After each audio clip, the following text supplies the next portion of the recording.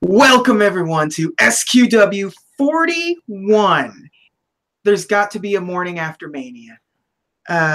This is our post-Mania wrap-up show, I guess.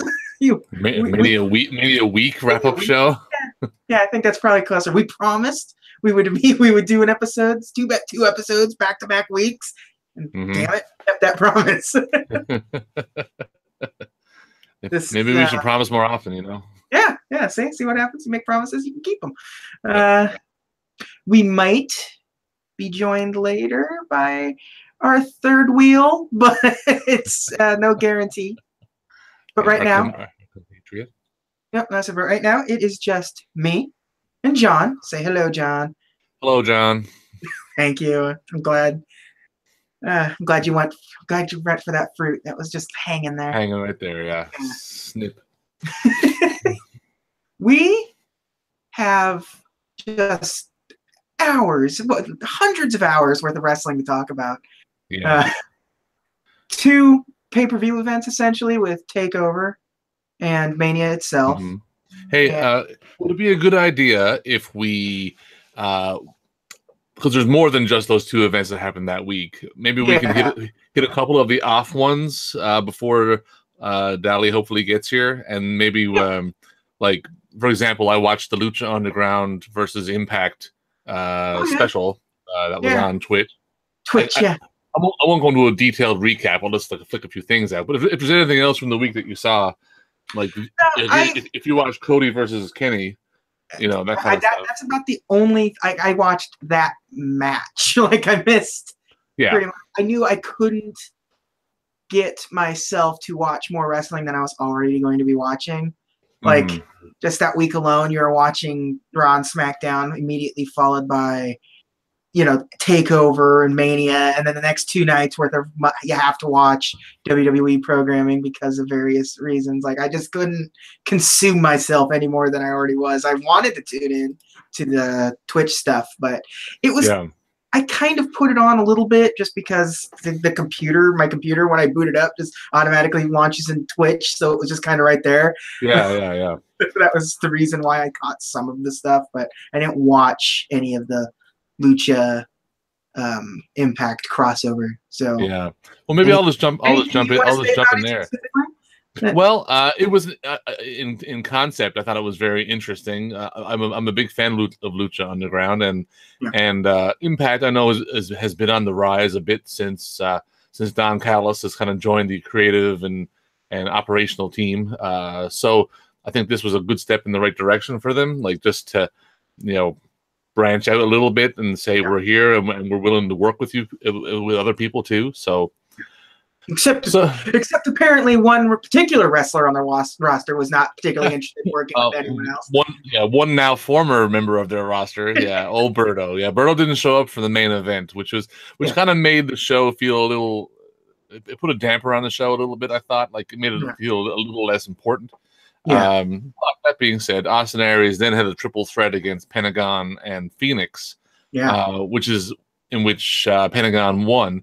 Which has now caused them to reshuffle their pay-per-view coming up. And the main event is now for the title, Austin Aries versus Phoenix and Pentagon. So, nice. And that was the matches on the whole crossover event were pretty good. Like they were fine.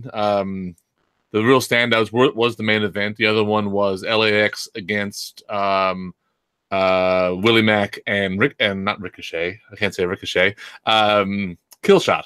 That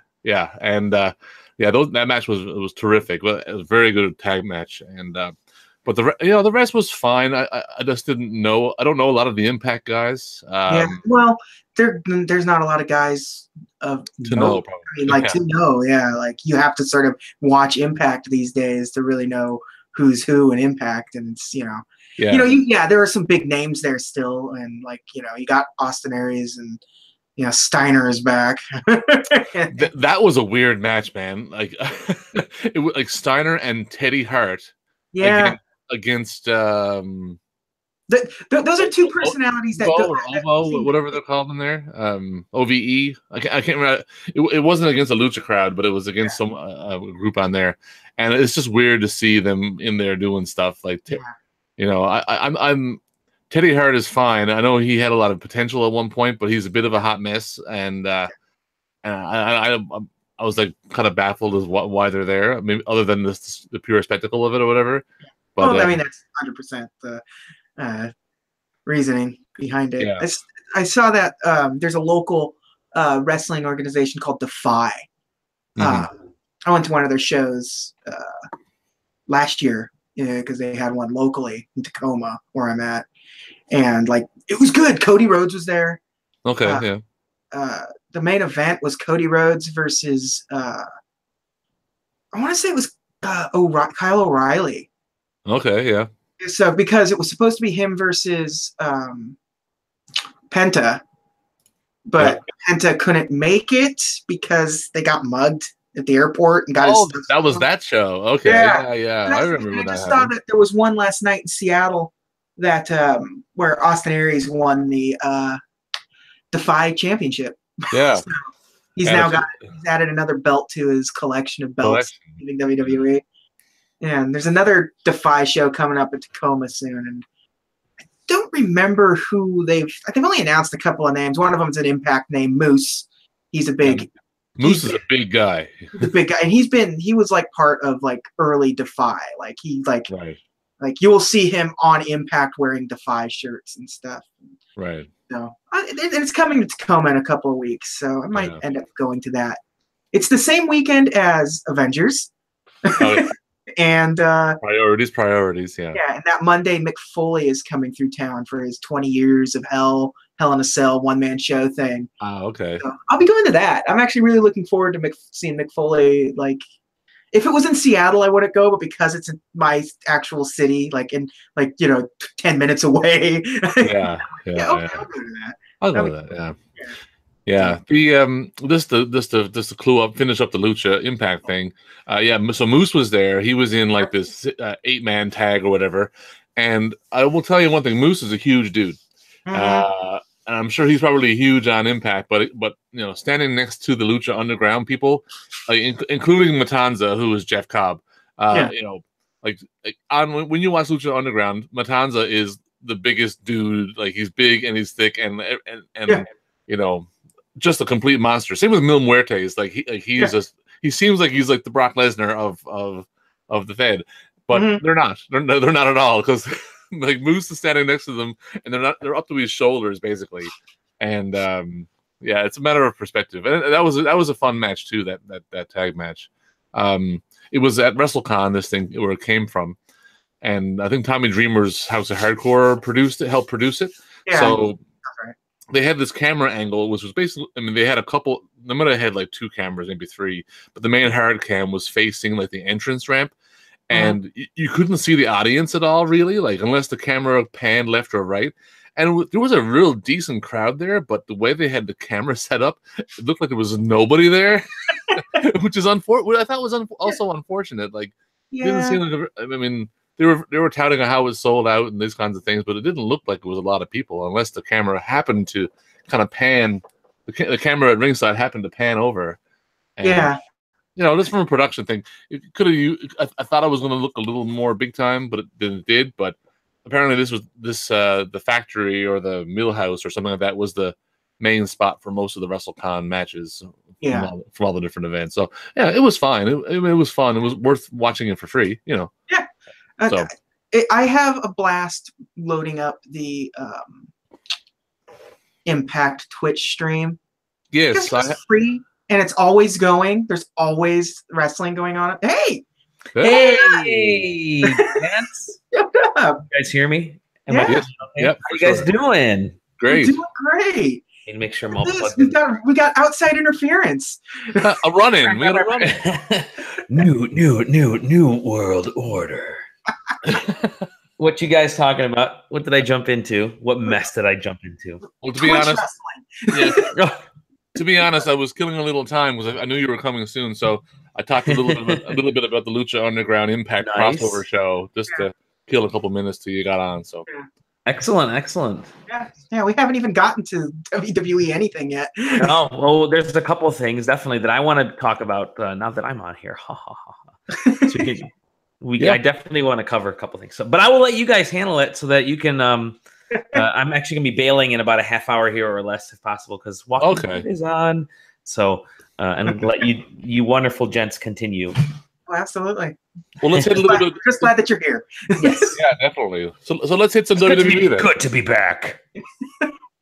Yeah, let's just jump right into WWE stuff then. I mean, there's not much else to talk about. We pretty much covered the Impact stuff, so all that needed to be said. So we can just jump right into. Do we do NXT or Mania? Yeah. What did you watch, Dally? I watched Mania. Mania? Definitely watched Mania. Which was a heck of a lot of weirdness. Yeah, it was a heck of a lot of something. Well, so if you guys want to do what you said after heck of a lot of, the answer was going to be yes. It was going to be yes, no matter what. We'll just do it. Since you're here, we'll just go right into Mania. Sure, let's hit it. All right, we can talk about NXT. Well, you know what? Let's do this. Since we can, let me briefly hit the Andre the Giant documentary, and then we can hop into Mania, and then you guys can continue if I have to bail. Yeah. Yes. How you guys doing out there in WWE land? You doing okay out there? I'm trying every absolutely horrible I don't know voice I have. So yeah, the Andre the Giant documentary. I've actually been waiting for this thing for a while. Yeah. It comes hot on the heels of the Ric Flair documentary. Was that last year? I think it was. End of late last year. Late last year. Yeah. Yeah. So, fantastic. This documentary was really well done. Did either you gentlemen get a chance to watch it? I haven't seen it yet, but you guys go ahead. Yeah. Okay. Well, I mean, it's not like it's new information. It's all. Yeah. You know, everybody knows about Andre the Giant, but the way it was paced was really interesting because they spent, I think the entire thing was about how much pain that he was in physically and how that translated mentally to him just throughout his life, from being a young kid. I think he was a middle child. Was he the middle child or the youngest child? I can't remember of his family. Yeah, middle. And somewhere around teenage years, he just shot up. Early teens, he shot up quick in size and kept growing. And really cool seeing the footage of him young. That's very rare footage of young Andre the Giant learning how to wrestle. That. Yeah, it was super interesting because he's just a farmer in France. Yeah. And a lot of people forget that. People forget that Andre the Giant was this dude from France. They just thought he was otherworldly, which he basically was. Well, having the acromegaly combined with a thick French accent really played to an advantage for him, where it really did make him sound like a fairy tale giant. It really did work out for him. Mm-hmm. And you felt for him because he never was able to really connect with anybody. He was always the outcast. I think there was in a weird moment. I don't know if it was Hogan or someone else mentioned that they were waiting. They wanted to go out and get drinks. And he couldn't come because it didn't matter who he was walking with, whether it was Hogan or whoever, everybody knew who Andre the Giant was because everybody else at least put a hat on or a hoodie and you're all set. But Andre was Andre, so you knew it was something. Yeah, there's no.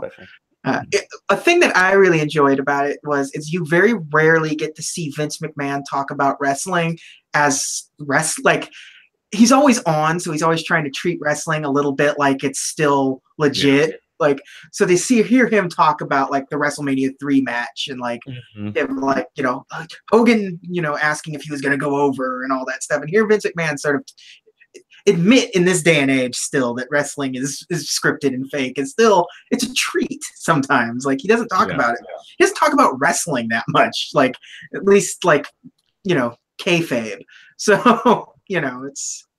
When he does talk about wrestling. So. I agreed. And it was, you actually see at one point Vince get choked up, which was another hard thing for anybody to get Vince to do. But I mean, I had forgotten that Andre was, when I first got into wrestling, it was kind of the early mid 80s. It was around when the Hogan era kicked off, the rock and wrestling era. So I didn't know enough about Andre, all throughout the 80s and early 90s for like a decade there. I mean, Andre was the force, right? I mean, at least even after he kind of passed that baton on to Hogan, Andre was just an enigma. And you look back now, Andre the Giant is always going to be an enigma of a human. He's easily the most protected professional wrestler of all time.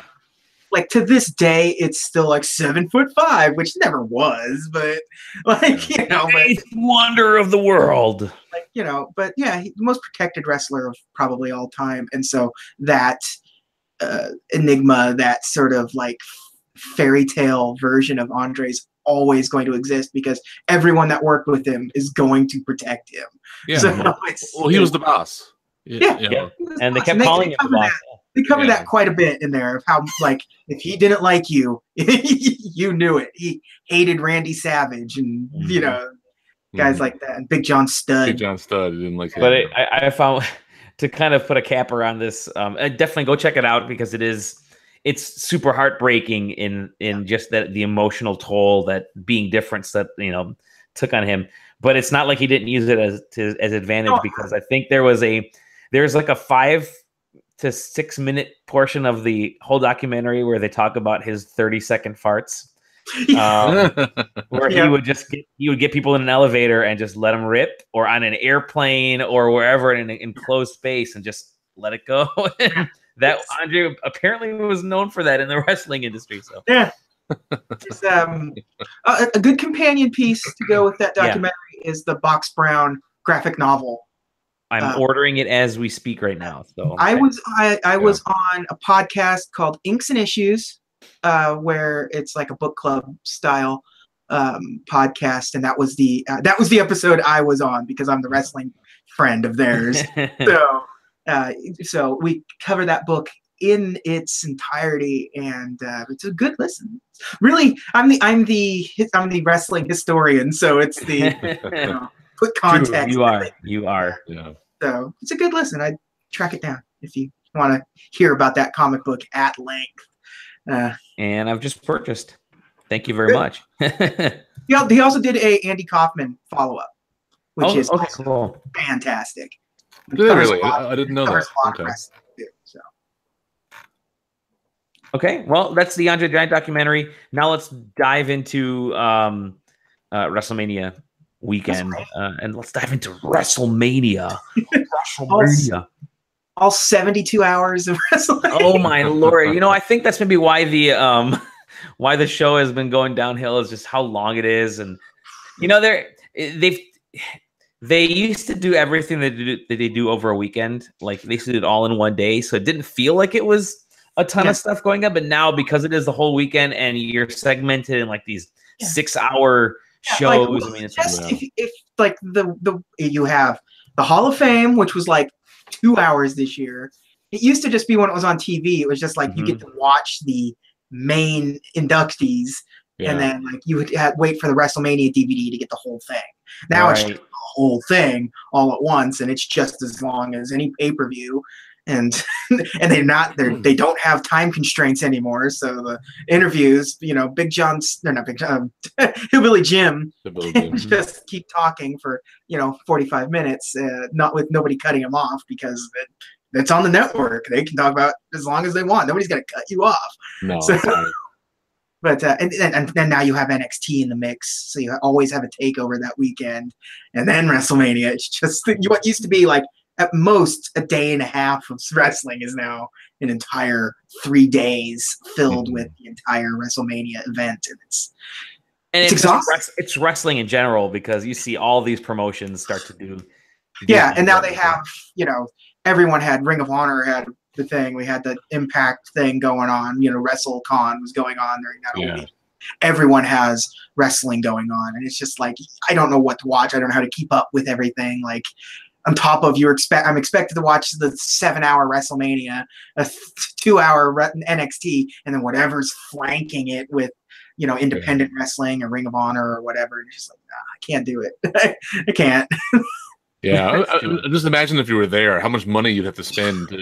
You'd just be forking out so much cash for all if you want to catch any number of shows. I mean, And some of them are during other shows. Like, yeah. I do want to see the Ring of Honor show, but it's taking place at the same time as Takeover. Yeah, Takeover. Whenever just like that.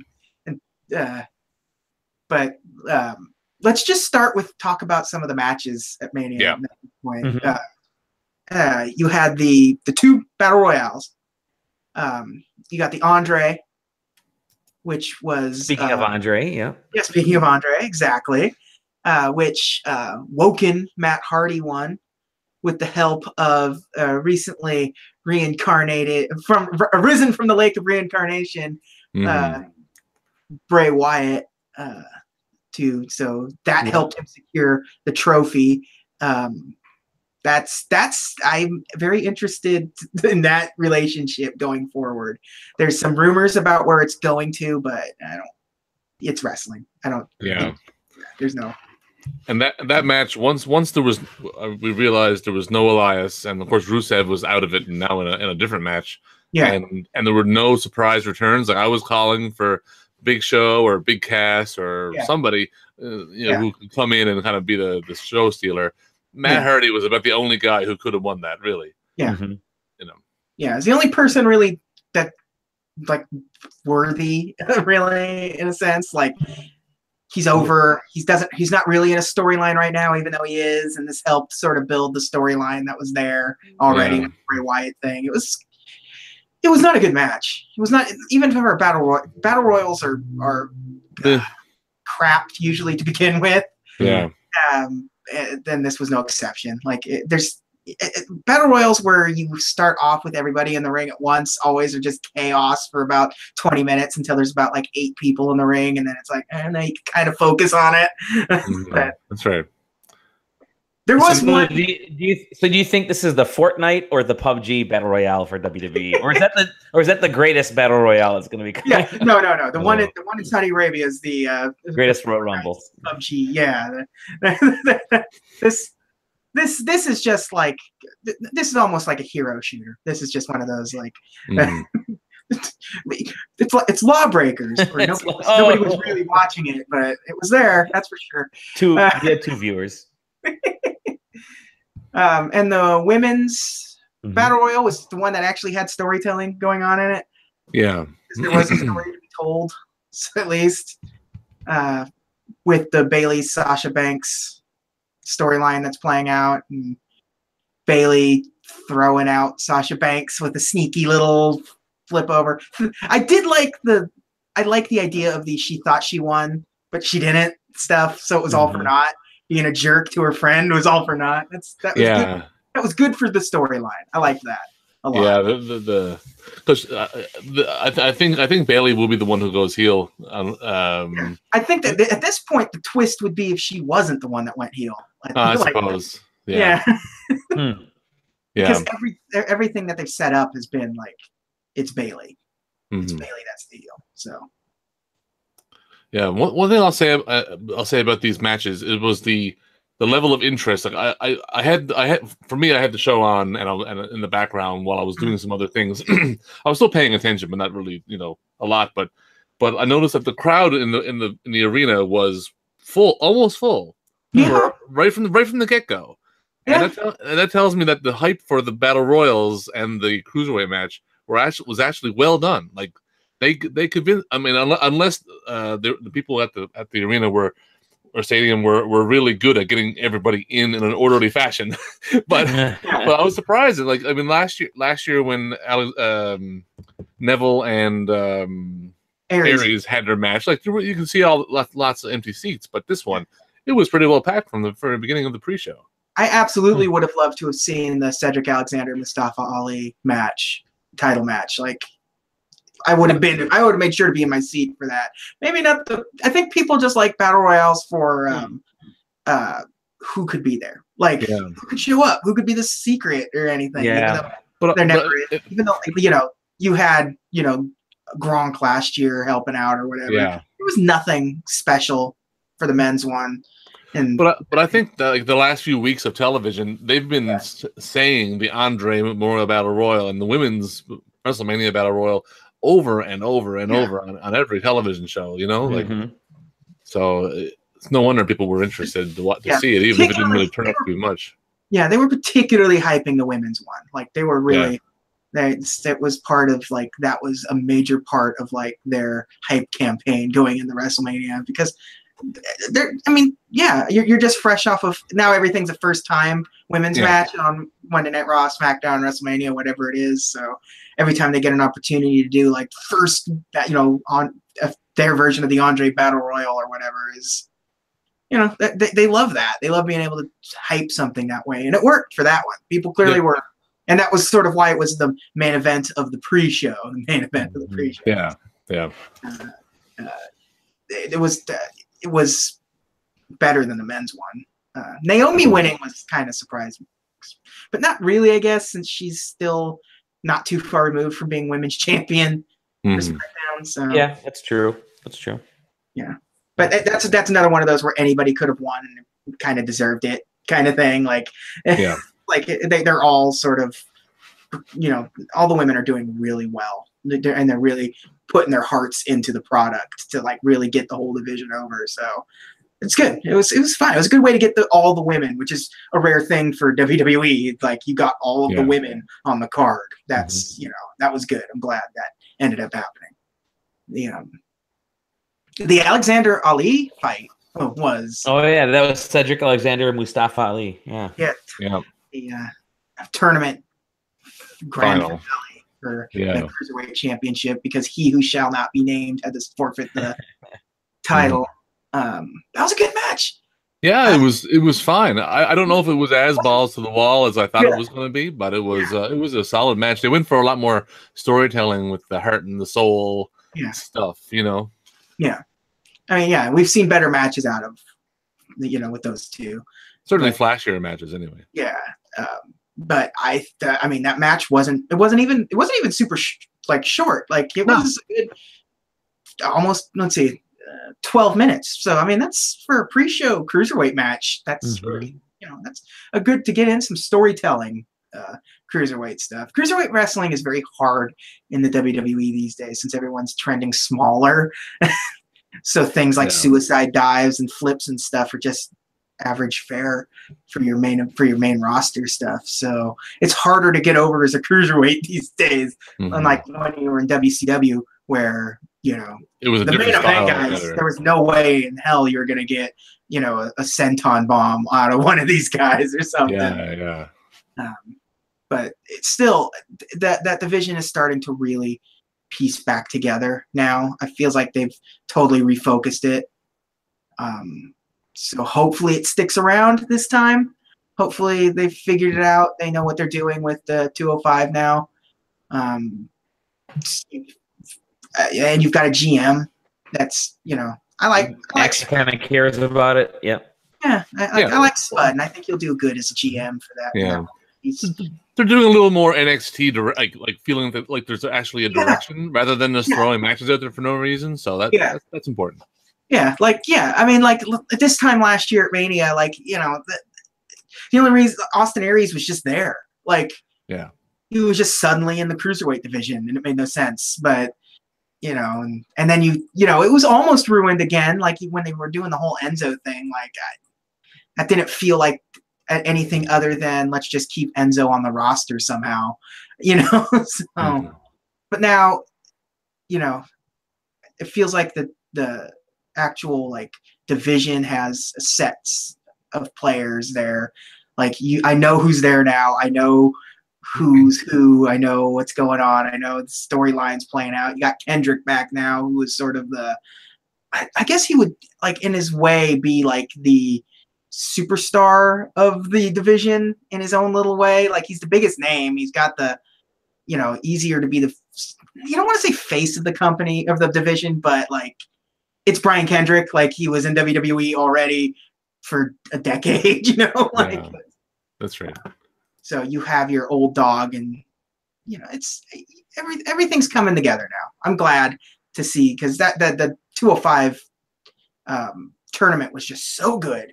And they very lost, good. Yeah, and they just lost all of that good faith with the actual division. But that was a good match and a good WrestleMania showing out of those two. So Let's see. What's next on this one? Yeah, the Intercontinental Championship match. Yeah. Good opener. That was good. That was actually a much better match than I expected it to be. Yeah, once that match took place, I thought, okay, this is going to be a real good WrestleMania. Yeah, every match on the card was, I mean, for the most part, like on paper, fantastic. Yeah. Like there was very few matches on there that you looked at and it's like, I don't really need to see. It was the sabermetrics of WrestleMania. Exactly. On paper, like, it's going to work out eventually. Yeah, but it's WWE, so so they're going to screw something up in there. Yeah, and they did in a couple of instances. I feel like they dropped the ball with a few different things, but I think this match worked well though. Yeah, it worked. It played to everyone's strengths really well. It's fun to see the Miz just being the Miz, and like they were teasing that babyface stuff a little bit still, and like him sending away the Miz Taraj and stuff, and that was good. And triple threat matches are always tricky since they have you don't have to be pinned to be champion or whatever. But that's right. I feel like they really just played into everyone's strength, like how their wrestling style, like they meshed really well in there as all three of them. And there's a reason why this feud has been going on so long, right? Yeah, and Seth Rollins, like I think that's a smart Intercontinental champion. Like, I don't. Yeah, it would have been nice to see Finn get a belt back in some way, shape, or form. Yeah, but like all three of those guys deserve like that title match and deserved that belt, deserved to be there. Yeah. So any winner was a good outcome for that match, and it was a great match. It really was. It was not anything. It wasn't a 5-star. Mega showing, but it was a very solid WWE wrestling match, and I really enjoyed it. Yeah, I think it sets up. It's good for all of them because it sets. I know for sure Finn Balor came out looking better after that one. So yeah, and Seth Rollins just had they were reestablishing Seth Rollins very recently when they had that whole gauntlet situation where he looked super strong in that. So. Everyone's and the Miz is just a staple of the Intercontinental Championship scene, and we've got the draft stuff coming up. So I don't know if that either way. When is that? That's this week. Yeah. Oh wow. Okay. Yeah. That starts. So fingers crossed that we get Miz and Daniel Bryan on the same brand. Yep. But all right, next up on the old Wikipedia here says Charlotte Flair WrestlePedia versus Asuka. Probably. Yeah, this is a terrific wrestling match. Yes, it was. Yes, it was. Yeah, it was actually probably one of the better matches all around on the card. Yeah, certainly. It was very good. They pulled off some great looking moves in there. Some rough looking moves. Like suplexes on the aprons and off top ropes and into submission holds and stuff. Like they were really telling a story in that ring. Definitely, yeah. I think this was Charlotte's best pure wrestling match she's had. Absolutely. I'm not sure if it was Asuka's best match, but it was definitely Charlotte's, and they had they showed a lot of chemistry, it felt like a fight. Like it was the way that they were really carrying themselves. I enjoyed that much. And I was surprised that Asuka took the fall here, but but I'm happy. I'm fine with it though. It was I'm being saddled with a win streak is incredibly difficult. Because that's all the storyline can be. Yeah. And I think losing her streak at WrestleMania to Charlotte Flair in a title match is that's a great way of ending it, and a great very fair, and in a fantastic match. Like if that match sucked and she lost and stuff, that'd be you'd feel awful about it. You'd feel worse about it. Like, but because the match was so good and because it made it look like this can be a feud, Like this is something that they can go back to when they need to, Mhm. and sort of have at any time Asuka can go back. It's like she needs to avenge her loss or whatever. Like, yeah. Well, you can definitely call it Charlotte Asuka 2, like, and make it an event match. You know. Yeah. It will main that rematch will main event a pay per view. Yep. Yeah. And they were both super respectful of each other during that match, and I think that it played well to both of their strengths, as opposed to trying to force Charlotte to do something or Asuka to fight differently. I think it was one of those that could have gone badly if they tried to kind of push one way or the other, but I think they kind of let them be themselves, and it worked wonders. Yeah. And that entrance by Charlotte too, by the way, mimicking that was it the Triple H entrance? Callback, yeah, that was great. That was great. Good. That's good. I really appreciated that. Yeah. The weird CG AR augmented reality stuff was weird throughout the entire night. Like the Asuka one had the floating masks and stuff. Like, because nobody in the arena can see it. Yeah, there's no I don't know what that. Yeah, that was weird. So better to be at home, guys. Sorry. Yeah. Next up, the United States Fatal 4-Way. Jinder Mahal versus Randy Orton versus Bobby Roode versus Rusev, with Randy Orton winning as champion. Just a quick one. We have Brian Parsons, our good friend, is chiming in that the Charlotte Asuka match was the best at WrestleMania. So Brian, you may be onto something there. I would absolutely say it was the match of the show for me. Yeah. Everything sort of after that just was okay. Mm-hmm. Like even matches that should have been phenomenal weren't. Hint. But no, like this U.S. title match was forgettable. Oh, like, yeah. I can't remember a single spot in that match. Like other than Jinder Mahal winning for some reason. Mm-hmm. Yeah, this was the match that I went and put on my various nuggets in the oven was during this match, and cooking them and flipping them. I really didn't care. Especially, could you imagine the reaction you would have gotten if you had Rusev win this match? Yeah, like the crowd would have exploded. Like, yeah, well, they would have. The positioning of this match is the one before Daniel Bryan's return, right? No, the Ronda Rousey one. Yeah. So this next. So I don't know if they were trying to kind of bring everybody down a little bit, so they'll come up more for the next match, just to give Ronda an extra little oomph. Yeah. But it would have been it should have been like an easy layup to give Rusev that win. I don't like. All the things that are going on lately with his Twitter feed and being taken out of the casket match against Taker and blah blah blah blah blah. It's so weird if they're trolling or what they're doing. I don't know. It sounds if the dirt sheets are to be believed, it sounds like they're just leaning into it now. Like they are on good terms. It's just they know that this is a way to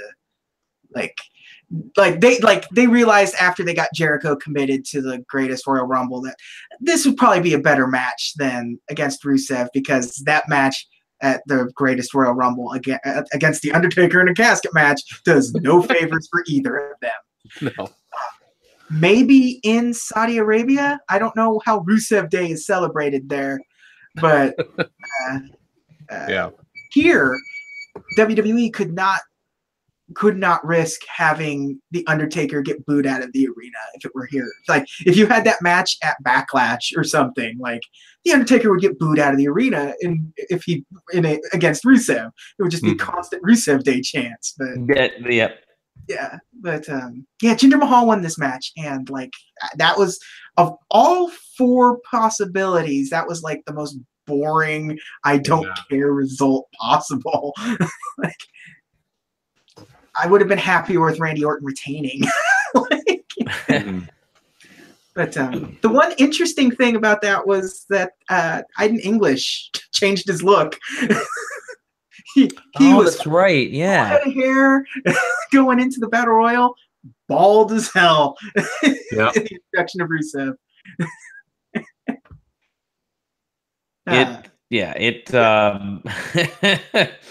That beard and that hair, it just like such a weird look. It doesn't although his look doesn't look like the theater major thing that he's supposed to be going for, but it's better. I will say that I'm looking at the gallery of this match right now, and 3 of the 4 wrestlers had nice beards going, and then then you have you have Randy Orton, baby-faced Randy Orton. Oh, and just because I thought it would be interesting, I will tell you, I've got the Dave Meltzer ratings up for these matches, and he gave Finn Balor, Miz Rollins 3.5 stars. Charlotte versus Asuka got 4 stars. This match got 2 3/4 stars. So you have that. So it was not the worst rated match of the night, but we'll get there when we get there. Yeah. The match that he gave the highest rating to for the night is the next match we're going to talk about at 4.25 stars. Kurt Angle and Ronda Rousey versus Triple H and Stephanie McMahon. He gave that match 4.25 stars. It was Ronda Rousey's big wrestling debut, and I have thoughts on this match. Yeah. Shoot. Well, I was gonna say I started off not liking what Ronda was doing. She looked a little lost out there at the beginning, and her push was kind of awkward, I guess, and the way she was approaching some of the match.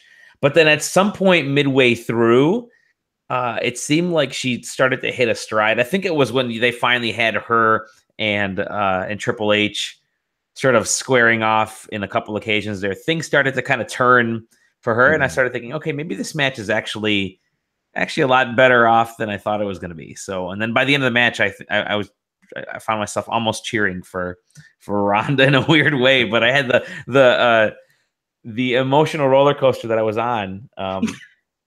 Going from Ronda Rousey, not a good idea, to this girl might have a future here. Yeah, you can see like the seeds of like this will almost work. It'll almost work. Thank you. There's just a little bit like she's green as hell, and there's nothing you can do about that. Like it's her first wrestling match. I mean, there's a world of difference between mixed martial arts and wrestling, and she cannot talk worth a damn. No, she cannot. Nope. No, not at all. She barely pointed at the sign in a decent way at the Royal Rumble. But the match was fine enough. I mean, you're right. By the time it got to the end, she kind of got into a groove of like, okay, I'm actually getting comfortable. I actually understand it now.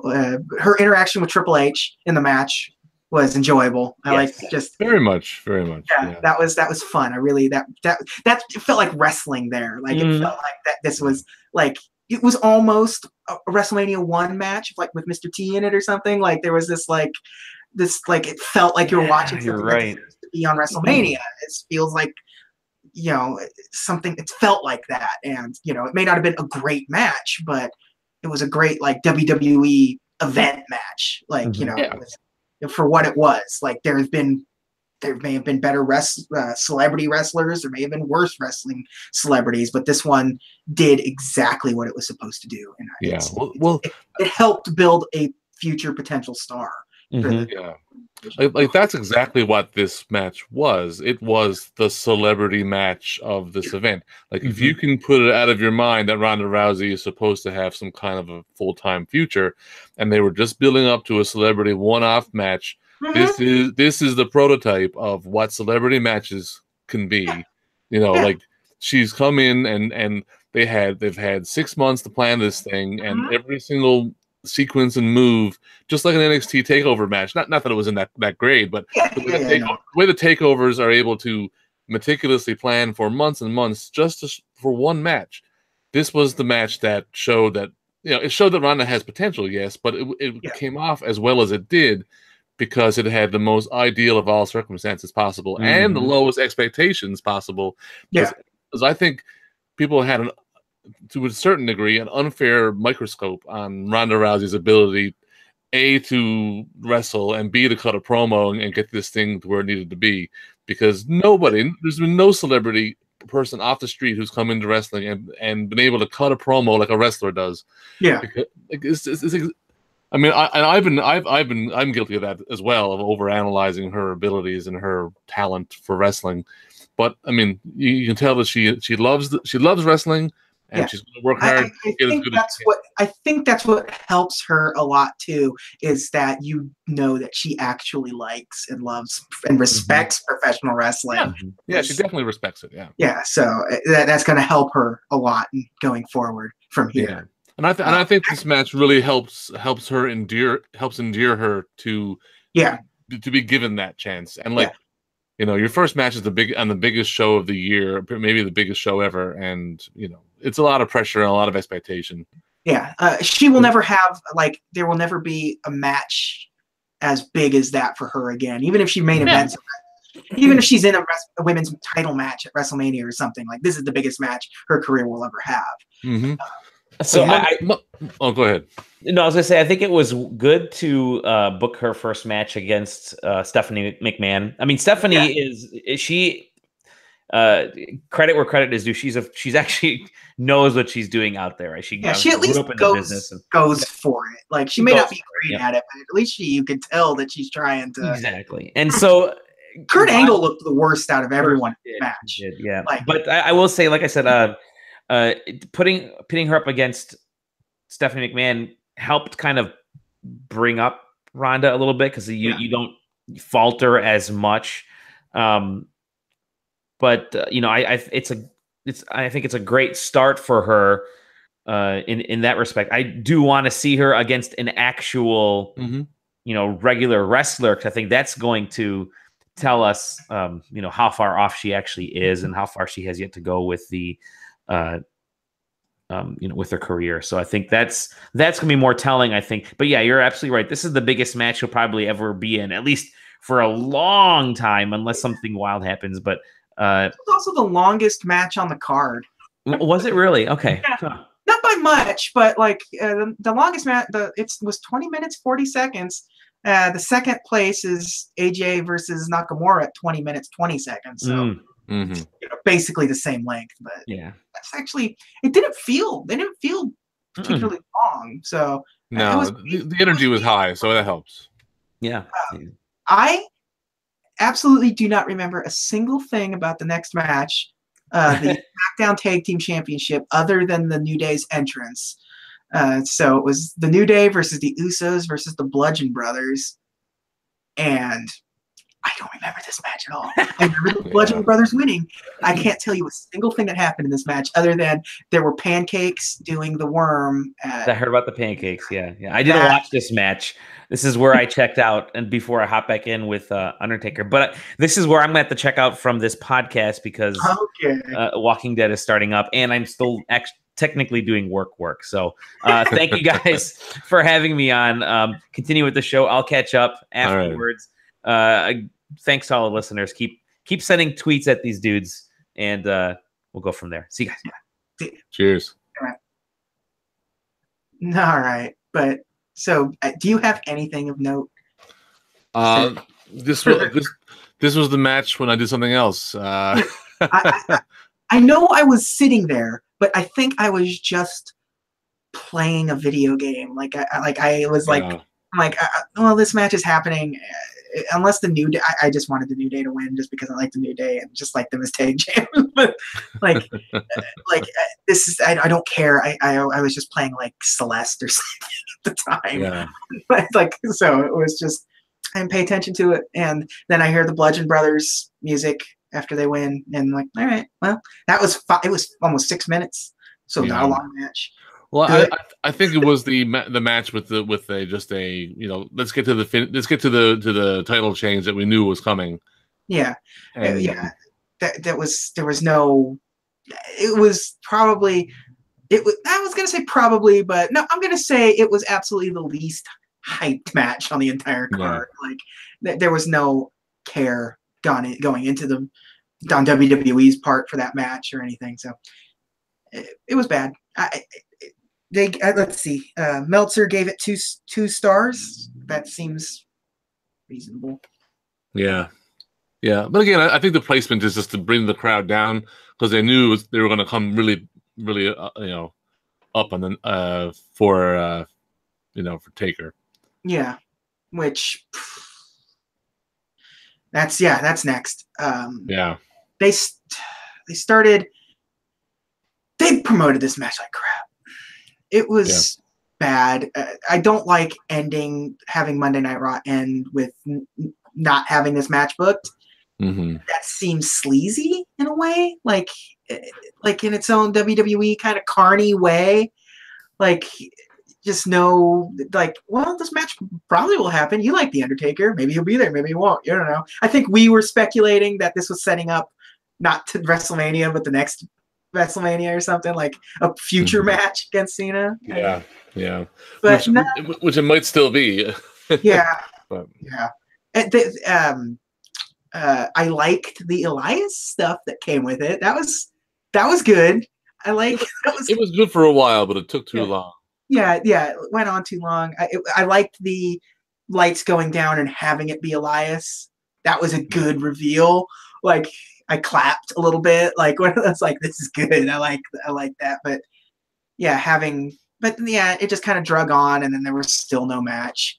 And then finally there's the match, and no difference. It was just The Undertaker that's always been The Undertaker for the last few years. Beat Cena in under 3 minutes, and that was the extent of it. And it was boring. It took something they'd been promoting for over a month. Even throughout the pay-per-view, they were teasing it, like, with Cena in the front row and doing all that stuff. Which was actually kind of entertaining to see him sitting next to some random pregnant woman, just hanging out, drinking beer, watching the show. And lots of good pictures of John Cena sitting at ringside came out. Like, that was, but it boils down for me is like, what was the point? Yeah. I don't get the point of it all. It did nothing for either person. No, not really. Like, the only thing that seems to have come out of it is that they're kind of teasing that The Undertaker is just back. Because on next night on Raw, that they were doing that whole, like, the dead man's back kind of thing. Yeah. Sure.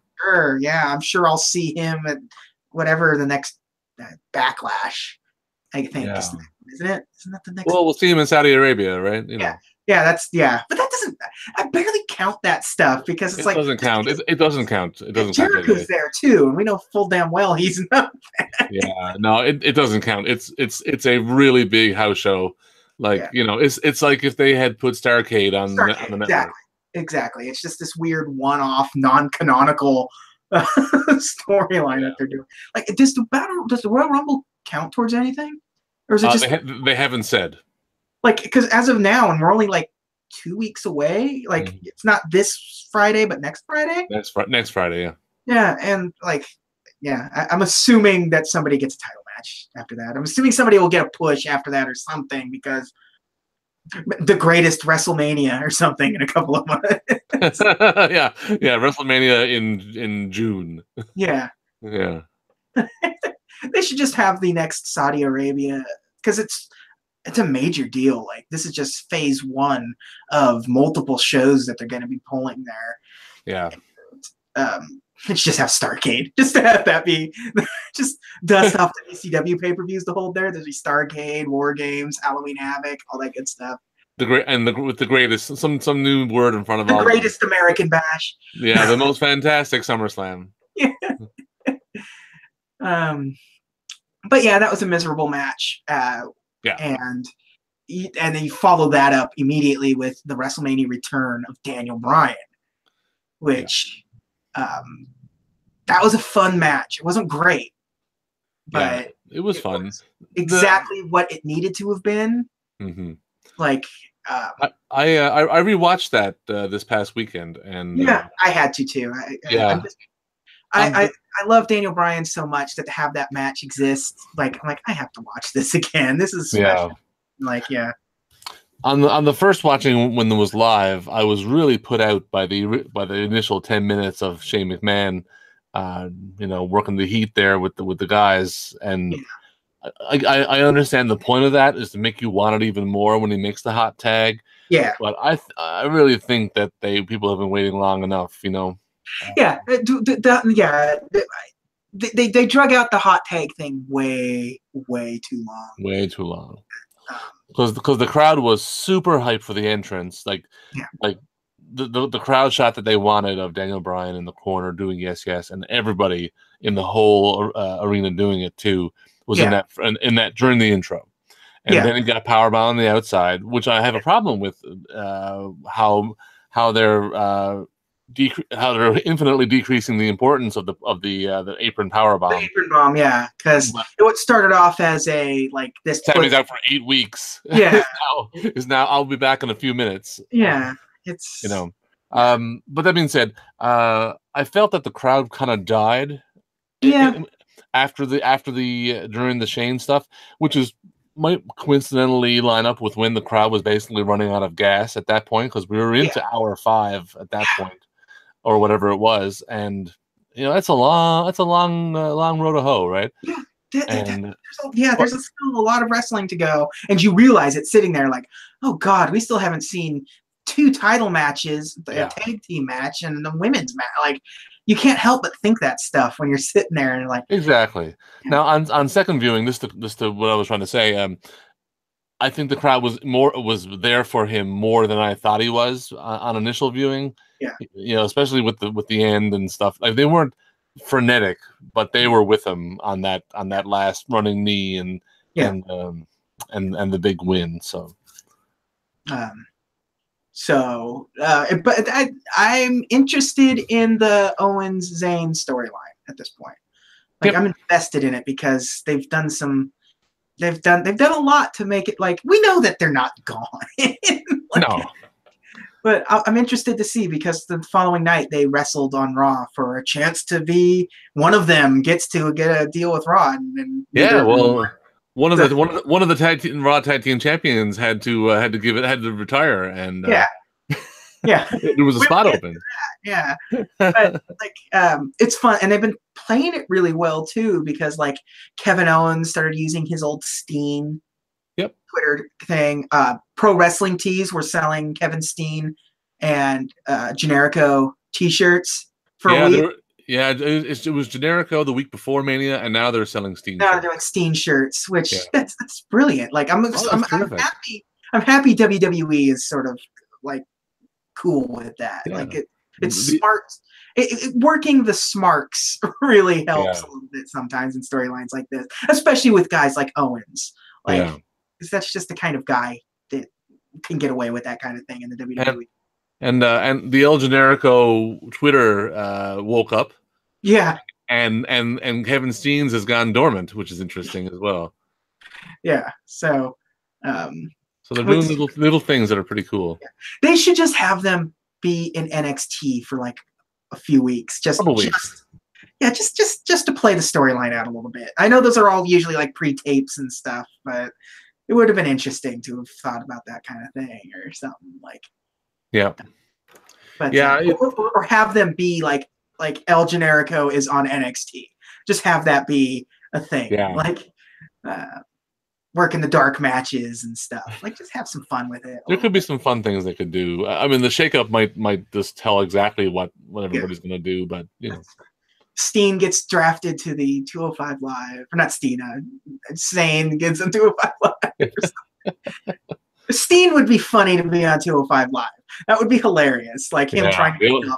That's the old 305 joke, eh? Yeah, and him getting defensive about his weight or something.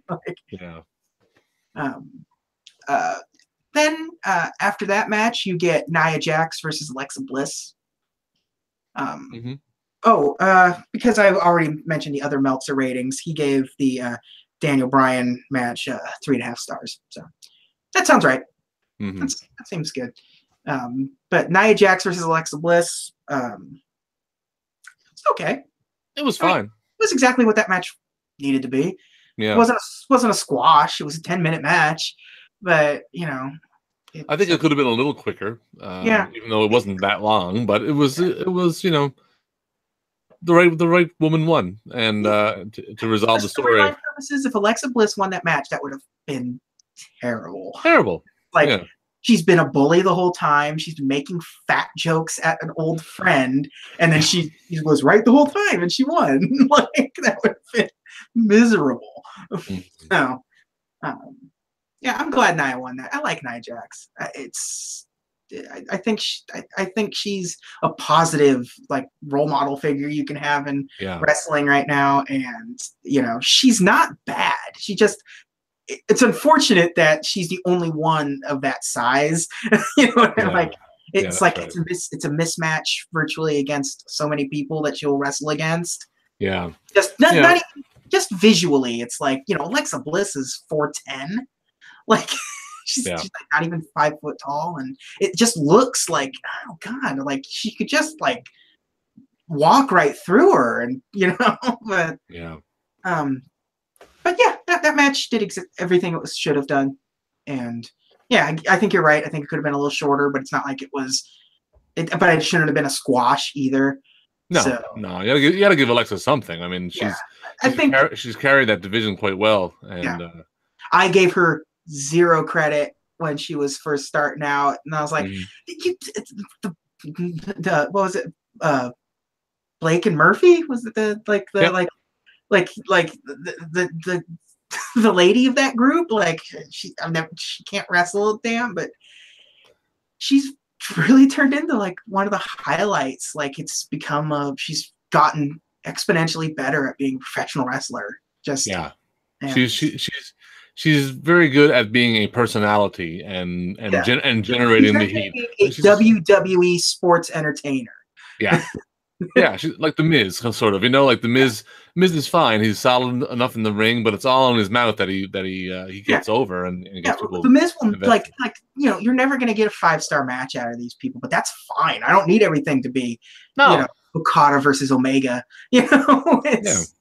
Well, I mean, whenever Daniel Bryan versus Miz happens, it's not going to be a 5-star match in terms of wrestling work rate, but it's going to be you're going to want to see Daniel Bryan kick his ass so badly, because they're going to meet up, and he's going to say how much that was it Marilyn is her name, his daughter.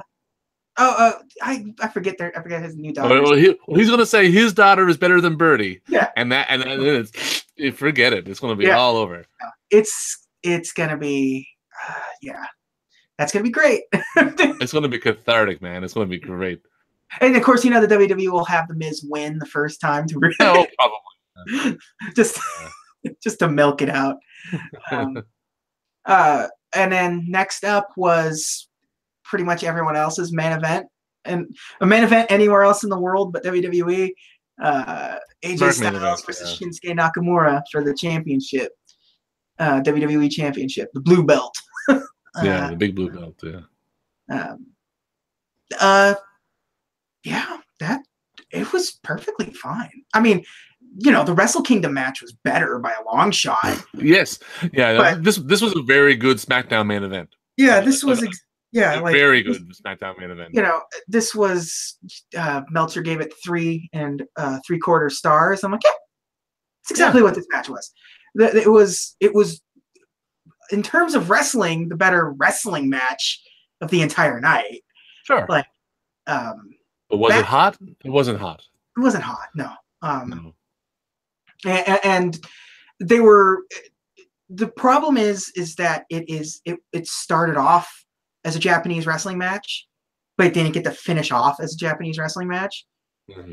Because that's how Japanese, especially these kind of main event caliber stuff, they start off really slow, then they shift into a second gear, and then they shift into a third gear, and they never got to shift into third gear. Like they were just getting in there. Towards the end of that match, they were just getting in there, and like a better match was about to start taking place if this were booked anywhere else in the world. But at minute 15, it's when they start. Okay, we got to start wrapping it up. We've got 2 more matches on the card to go, and it's been 6 hours. Well, they decided a long time ago, I'm sure, that better match you're talking about is going to happen at a Backlash, or is going to happen like this is the beginning. Especially with the big, the big uppercut to the uprights. This is the start of something bigger. It's just weird that it started at Mania rather than culminate. But that was the hook of the match. Was pardon the pun. Whoa. Yeah. Because for anyone who hasn't seen it, the match between Nakamura and AJ at Wrestle Kingdom would have been AJ's last match. Ish. Like, there was a couple, it's Wrestle Kingdom weekend kind of thing. So like it's like WrestleMania where there's like 4 days worth of content. So he was kicked out of Bullet Club the next night after losing kind of stuff. But that match ended and it was a show of affection. They fist bump while almost exhausted in the middle of the ring, kind of between the two of them and stuff. And that's clearly where they were playing with that at the end of this match. Like they hugging and kneeling to each other. The whole kneeling on the ground, handing him the belt, and then just right through the uprights, just a forearm to the crotch. Which is the moment that everybody remembers. No one remembers the match. The match, and boy did he just go for it! Like he lifted him. Yeah, it was really good. Yeah, he just like he sold doing the move better than AJ. Speaking of cathartic, that the look on his face. Oh, the follow up on SmackDown was also quite good. His promo on SmackDown was the highlight of the week for me. The thing that's always been good about Nakamura is he's super charismatic without ever being able to say a word. Like his facial acting is second to none. Very good, yeah. So when you had Renee Young asking him about it, and just the look on his face as he's like sarcastically saying, "I don't know what got into me," was. And then a little wink at the end. Well, as a heel, he can be so much more of a weirdo now, and really get away with it more so. It would be very cool to see Chaos Nakamura from New Japan, sort of like that's clearly the direction he's taking is Chaos version of Nakamura, which for the next match, which is absolutely going to be happening, will be fantastic. And the way he interfered on SmackDown when they announced AJ Styles versus Daniel Bryan on SmackDown, you're like, this sucks because we know where this is going, and I want to see this match.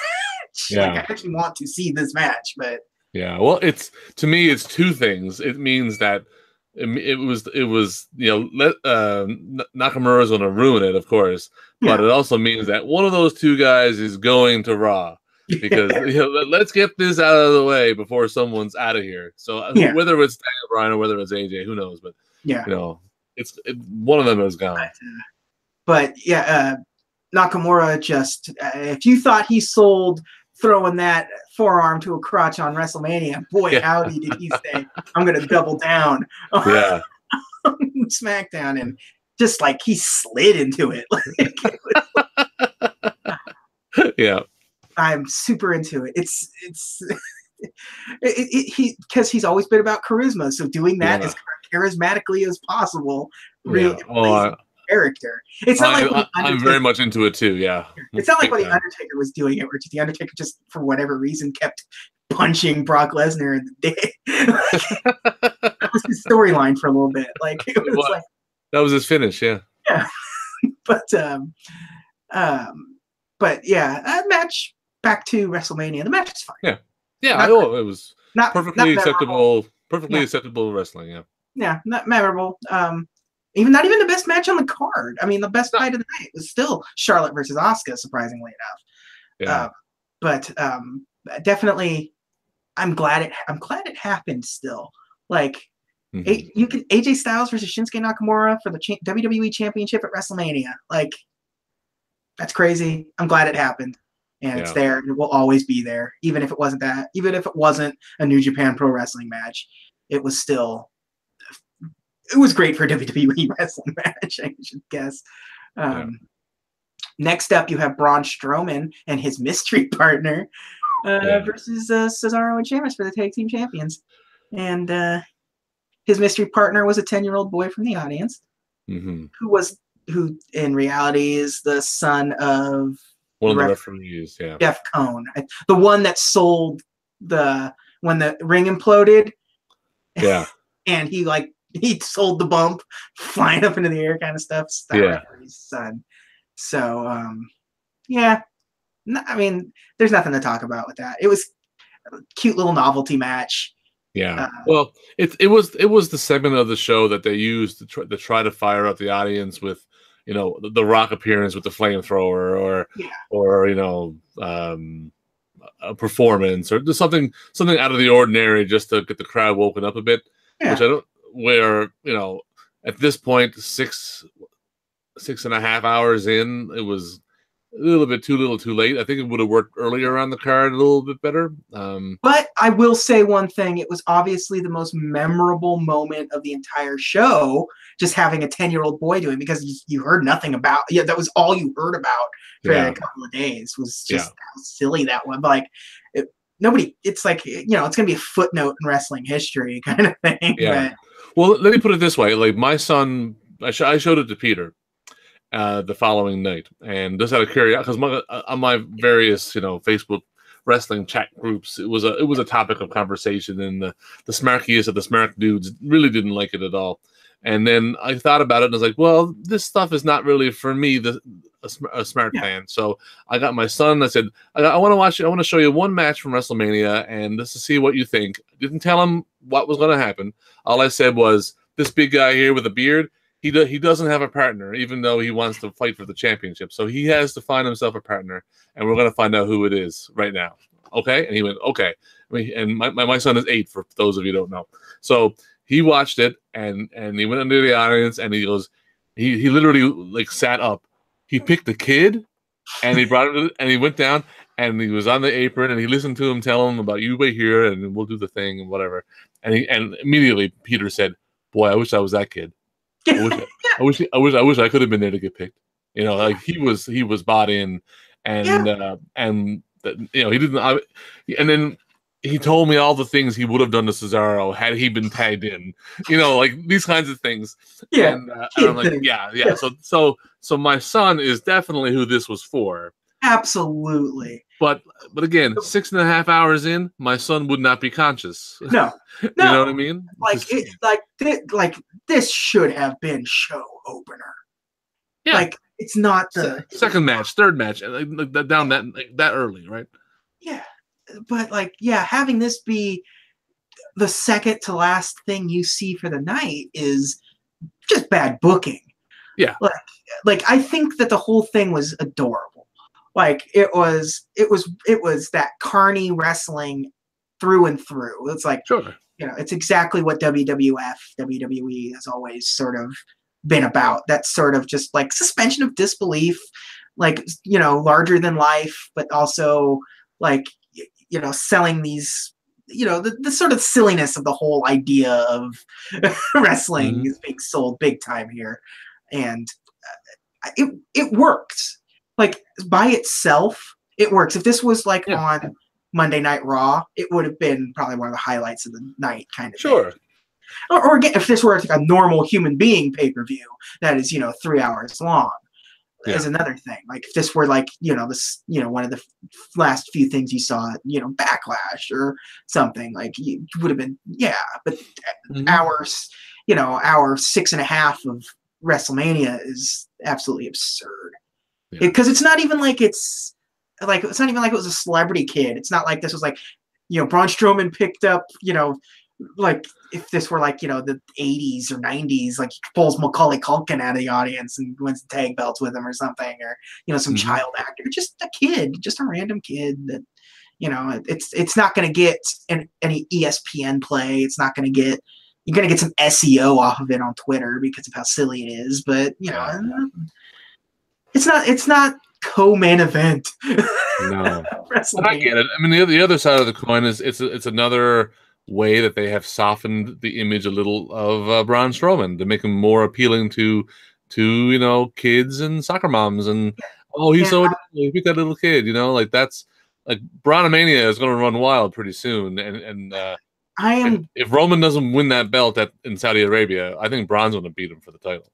Yeah, I am thrilled with the booking for Braun Strowman.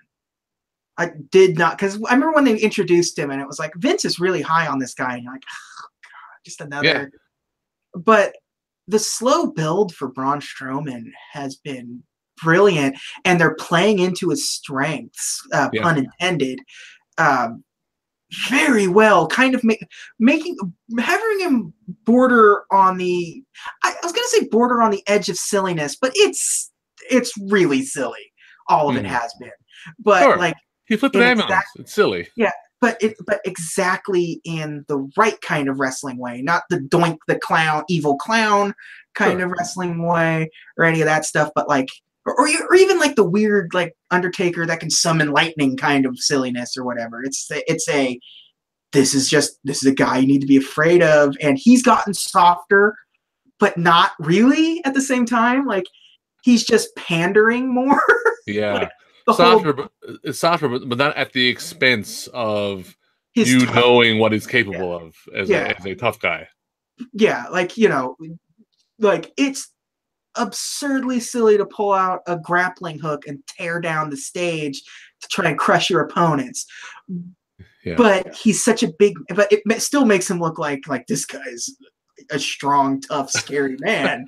It didn't hurt his strength factor, his monster factor. So yeah, this is finally you found somebody. Yeah.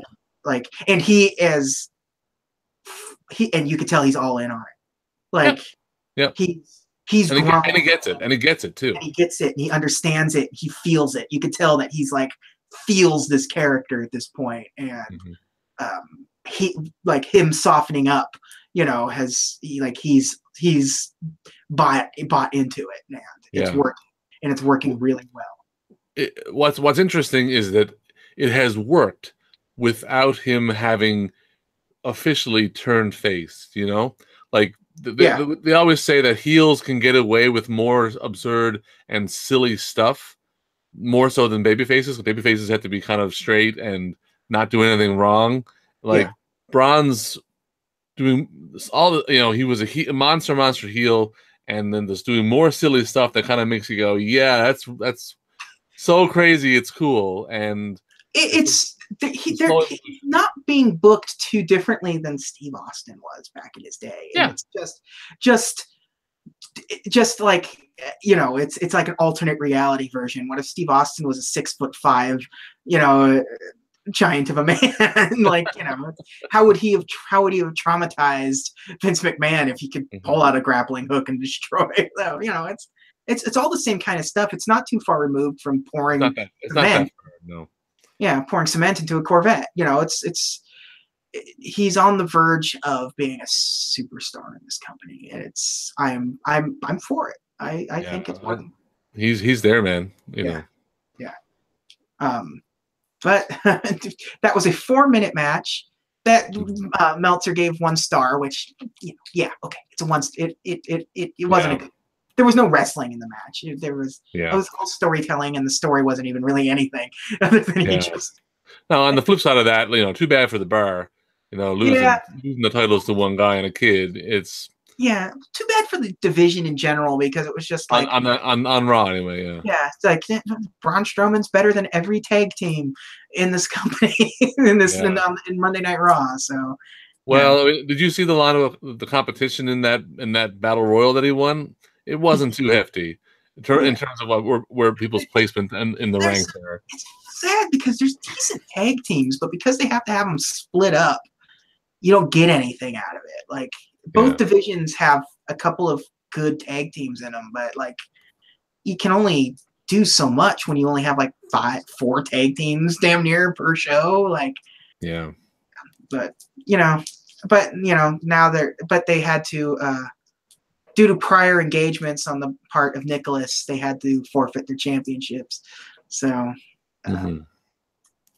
so what's the story there? So that the how they're resolving that, the Bar has to face the winner of a mini tournament, or they had the first two. They had four teams involved in matches on Monday, and it's so like tag team 1 versus tag team 2.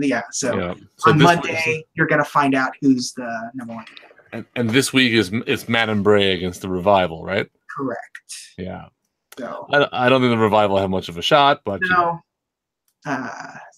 No, not at all. Absolutely not. I think Revival are going to go SmackDown personally. I think so too. They need to. They need to get away. But then we have the main event of the entire show. The match that everyone knew was going to be. There was still always some hope from some people that AJ Styles versus Shinsuke Nakamura was going to actually be the main event, but or even the Ronda Rousey match. Like that, either both of those would have been a bad idea. But Brock Lesnar versus Roman Reigns for the WWE Universal Championship. Weird match, man. Weird. That the storytelling of the whole thing going into it was Brock Lesnar going back to UFC and never being there, getting special treatment, and you just spend a better part of a month building up Roman Reigns as this big company man, just to have him just lose in a nonchalant way. I mean, I get where the booking of the match was going. I mean, they tried to do something very, very similar to what they did at Mania 31 without the cash in, where Brock just bit the tar out of Roman for the whole match, and I guess I would have assumed it would have been Roman overcomes the crazy beating and suplexes Brock into oblivion for a minute or two and then gets a win. Like, especially when he bloodied him up. I thought, and he had that real intense rah face, I was like, well, here it comes. Here comes the insane comeback. And it didn't happen. It just it was over. Yeah. I don't know. I don't know what to say about that match. It wasn't bad either. For out of those two guys, it's a match we've seen before in some way, shape, or form. Typical Brock Lesnar match. I don't even know. It's very atypical Roman Reigns match, more so than a Brock Lesnar match. It's atypical for Roman in 2017 and 2018. Like I said, if you watch 31 again and then stop it right before the cash in, it's a very similar match, but done less well. This was too many F5s and too many F5s. And it always makes it look worse because think about Samoa Joe and Braun Strowman and these guys lost to single F5s. Single F5, yeah, exactly, yeah. It shouldn't they try way too hard to make Roman look as strong as possible, to not to dig up old things of make Roman look strong. But I know what you mean. But it goes too far sometimes, and this was absolutely one of those times where it went too far. And he didn't even win, so it took 6 F5s. And he didn't win. It's like someone forgets what makes sense, and maybe the Saudi Arabia thing is what makes sense money wise. Maybe Roman will win it there, but I don't know. There's rumor and speculation of things, and the match was changed last minute kind of stuff. But it depends on who you believe, who's talking, because Meltzer's nah, this was always the match. This was always the outcome. They booked it this way weeks in advance, kind of stuff. Or and there's some speculation that they want to have this match in Saudi Arabia because Roman won't get booed there. I don't know how you would know that. You're just assuming because it's a foreign country that they're just excited to have any wrestling there. Exactly. But I can't. You can't prove that Roman's not going to get booed there. He very easily could be still. I don't think he will, honestly, but yeah, in a cage match, I just doubt it. Yeah, but I feel like Roman will win that. But I was, you know, we called this match damn near a lock. So yeah, I know. Well, yeah, don't bet on us, people. Yeah, boy, yeah, you proved us wrong. That's for damn sure. But yeah, it was fine. It was, and maybe that was the point as well. Yeah. That could have been the point. Just to throw a curveball. I'm just like, it would be nice to see Brock take on different people. Like, Yeah. you know, I know it's not the best matches, but because like, who else is he gonna fight? He's fought the people that are most important in terms of who he could probably tangle with. He fought Joe. He fought, you know, Braun, and you know, he threw Kane in there at times and stuff, which is okay. That was a time waster. Yeah, he's fought Dean. Has he fought? Did he fight Seth in a major match yet? I don't remember. I feel like I don't know if it was 1-on-1. Like, he fought AJ. But I don't know if he's had Seth in a proper match. Maybe he's in a triple threat with him, and it was and then the cash-in match. Yeah. Yeah, I can't think of a 1-on-1 between them. Doesn't mean it doesn't happen. I know a lot about wrestling, but I don't remember the week to week. Yeah. There'll be times where you'll pull up like a Wikipedia page, and you're like, "Oh, I can forget." And you're just like, "Oh yeah, he was still in the company at this point, wasn't he?" Yeah. Like, but you know, it's. I don't ever want to see him like wrestle like Daniel Bryan. Like, I'll be worried the entire match. Yeah, I'd be worried. Yeah. But yeah, I'm kind of done with Brock. Like, I get it. You know, he's a big draw. It's hard to tell these days in wrestling like what a draw means anymore.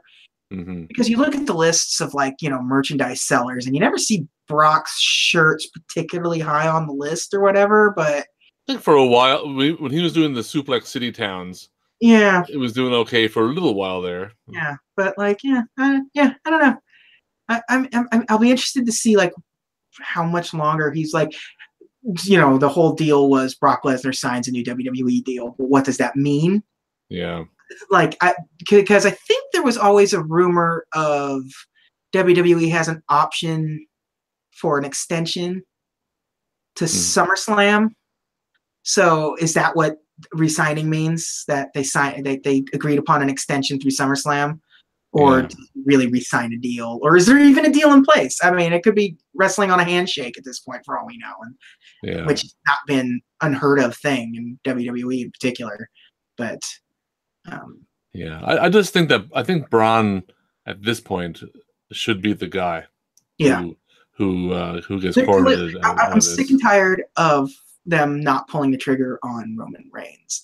Like they always they like go for it and then they pull back. Go for it. Like there's this stop and go motion with Roman Reigns. Like, commit to it. Like, if you clearly still want him to be a top dog. Again, pun intended. But do it. Like, just do it. Like, if it doesn't work, it doesn't work, and you can move on. But like, you're afraid that it's not going to work. Like, you want him to be top dog so bad that you're afraid that it's not going to work out at this point, and nobody cares if it doesn't work out. Like, well, they've been spinning tires since 31 for 4 years or so, right? Yeah, like you had the brains to recognize that the Lex Luger stuff wasn't working. Like, just, you know, what happened to that? Like, you know, but, you know, eventually this is all going to resolve itself. Like, Brock's not going to be around forever, and he's not going to be world champion for another 2 years. Knock on wood. But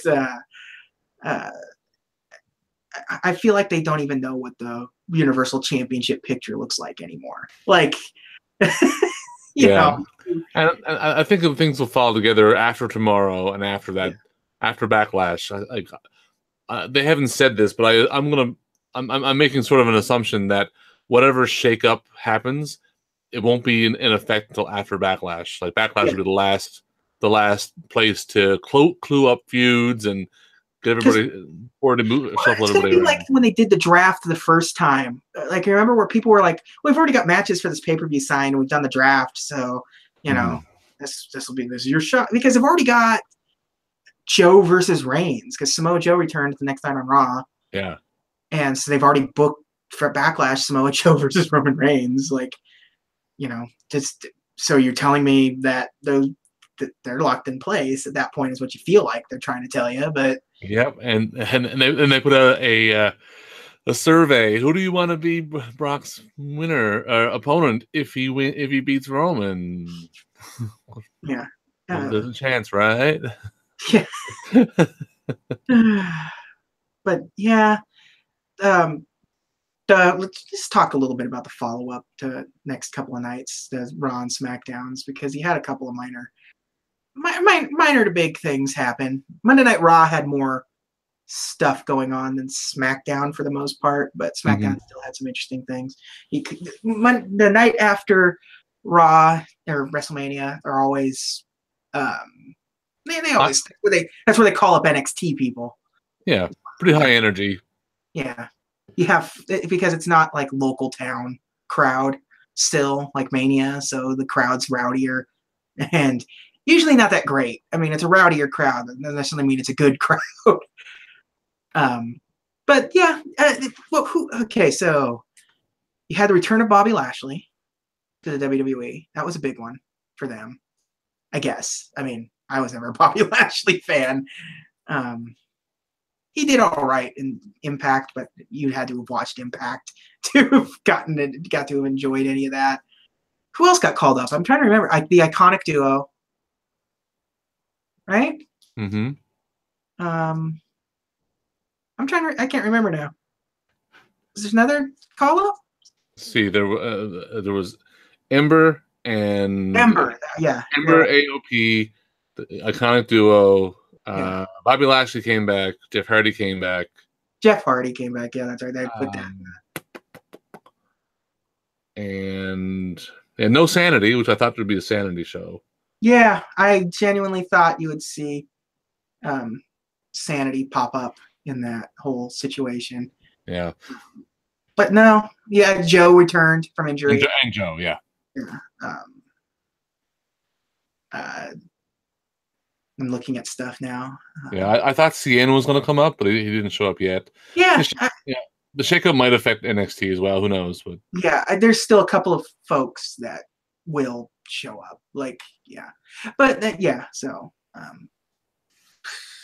let's see. So on SmackDown, you had Daniel Bryan's resignation as GM, where they bring in Monday Night Raw's when Paige retired. She retired. Yeah. And so the next night on SmackDown, Paige returns as the GM. He's replacing Daniel Bryan as GM, which,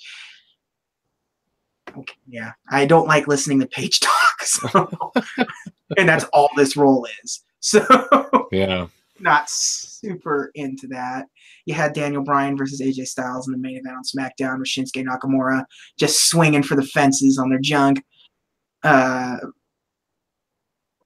But who got called up from? You had Peyton and Billie Kay. Yeah, and their call up was a major beatdown of Charlotte, which led to Carmella cashing in her Money in the Bank briefcase to become the SmackDown Women's Champion. So that was less. There were less spectacular post shows than they've been in the past. Yeah, perhaps. But they still did their job. I mean, starting to build, and because they clearly knew that this week's shows, this Monday and Tuesday, is Superstar Shake-Up stuff.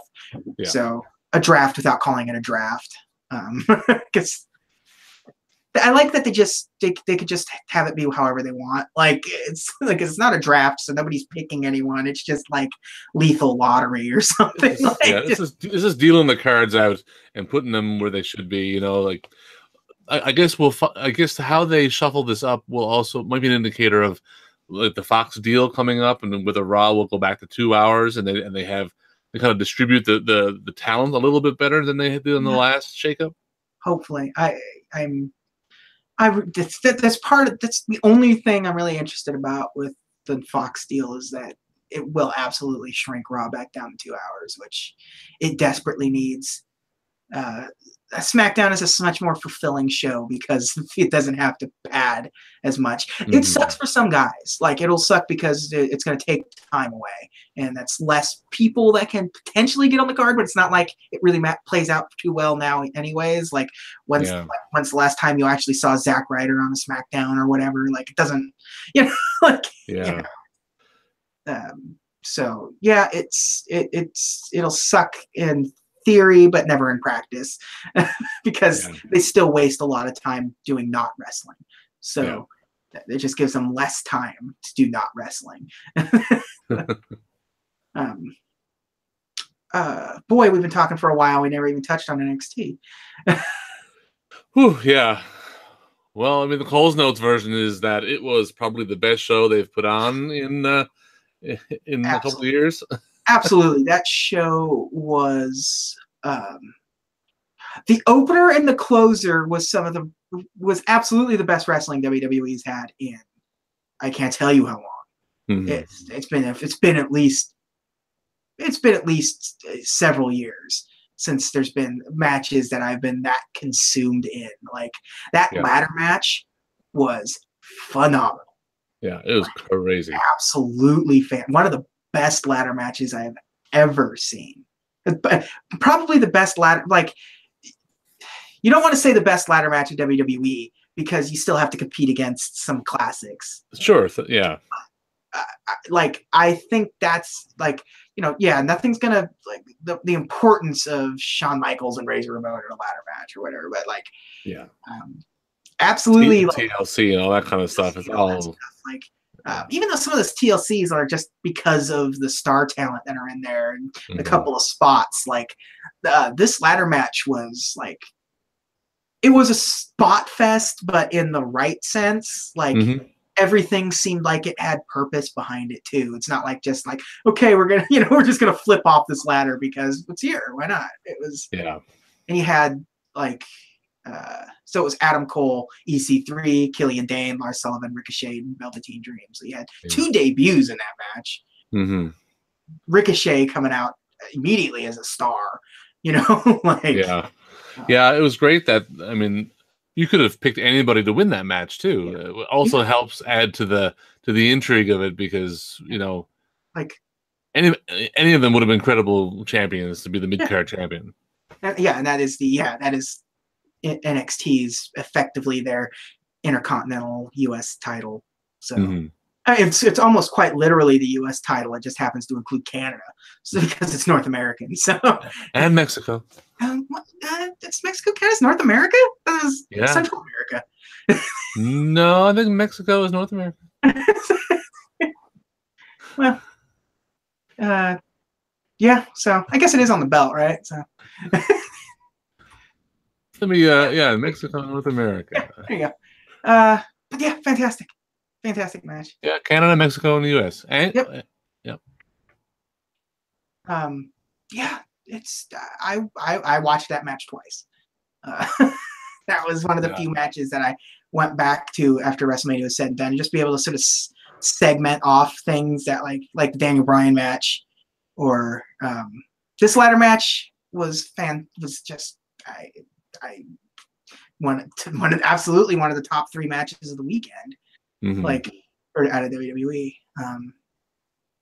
Baszler versus Ember Moon for the championship, with Baszler going over. Yeah, that's how that match was always going to play out.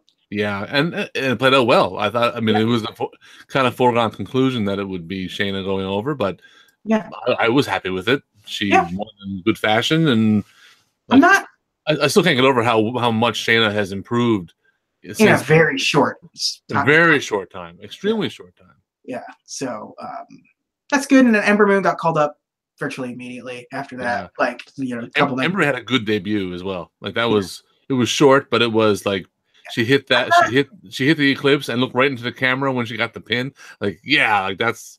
Yeah, she looked I'm great. not super over on Ember Moon for the most part. Like, I feel like I still don't fully know her, but yeah.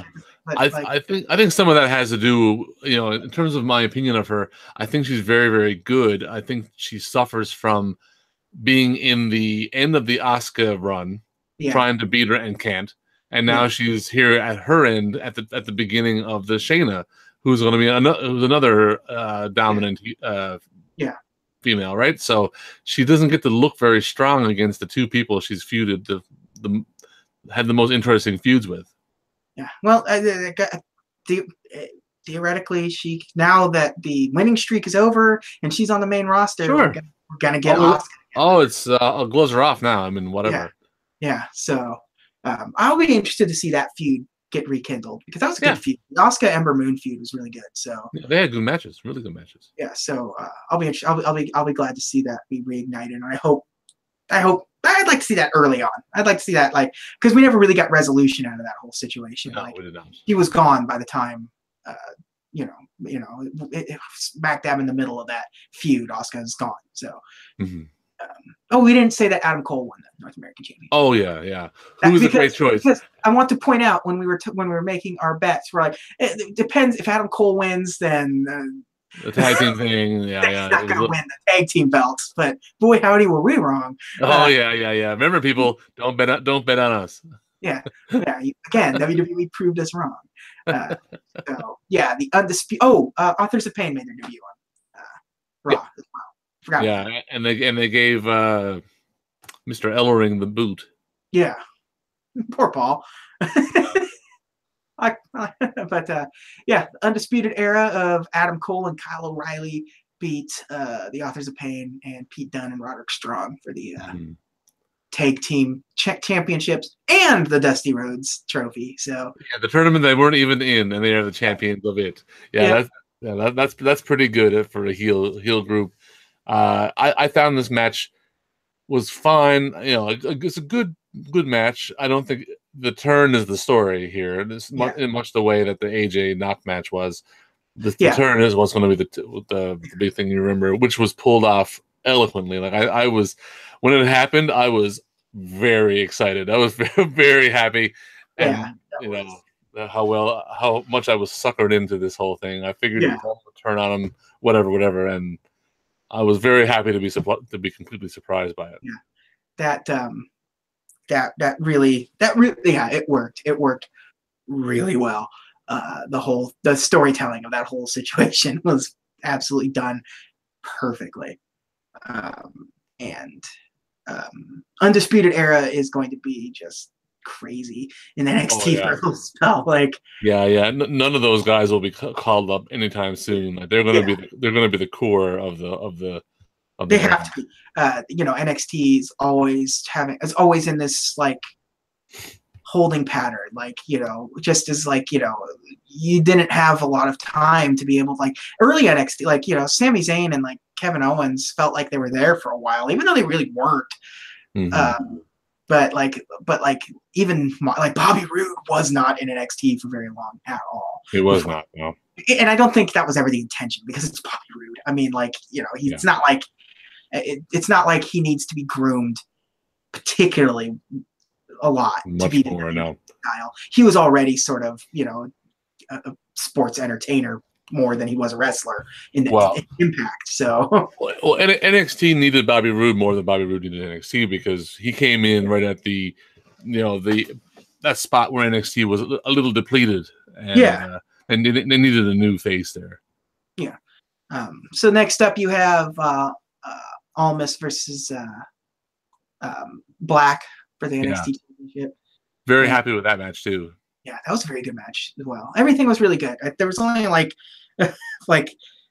worst match of the night was the tag match, and even that was. I'm still here, kind of giddy at how good the turn was. You can't complain. But that was a great match. I'm thrilled that Black won. I love Aleister Black. it wasn't until super recently that I like felt like Almas was anything. Like it felt like he couldn't find his groove in WWE in the NXT system. But like these last couple of major shows have been it's crazy how that switch just flipped. Like he was losing in the opening match to the champ and putting on the best matches in the whole brand on every show he's on. I remember thinking, if I go back to my Twitter feed and I comment on CN matches, I can just see he's almost there. He's just he's doing it good. He's heel now and he's doing it right. Something's that little thing, and it was Selena. It was the Selena Vega thing, I guess, right? Yeah. Put it all together and. Yep. So that was a fantastic match. Like, and he's been putting on fantastic matches. And Aleister Black is always entertaining for me. Like, he may not put on the best matches, but like it's all the time. But that's just depends on who you're wrestling. Sometimes, like you can only do so much sometimes. But this was exactly the right. This is a great title match, NXT title match. Mm-hmm. Very poetic in how he won. The interference finally blew up in their face, and he hit that kick and got the pin. And that's like real wrestling storytelling, like legitimate wrestling storytelling. Like they've been doing the thing that they've been doing to get them their victory all of this time. Like finally, like it didn't work. It didn't work in a grandiose way. So it was like but as good as the ladder match was, Gargano versus Ciampa. That match. Mwah. Yeah. Oh my god. I was into every ounce of that match. Like every ounce of me was just absorbing that wrestling match, and the storytelling was absolutely spot on. Mm-hmm. Like old wrestling stuff too, like begging for mercy and stuff, and just all of it was just, and it wasn't short either. It was almost 40 minutes. Yeah, and it needed to be it had to be a war. I mean, this, in the way that, like we said, that waiting for Daniel Bryan, that extra 10 minutes hurt it. Here they gave you. This has been a year of build to this thing, and they let us have every ounce of that rivalry and feud, like a blood feud of blood feuds.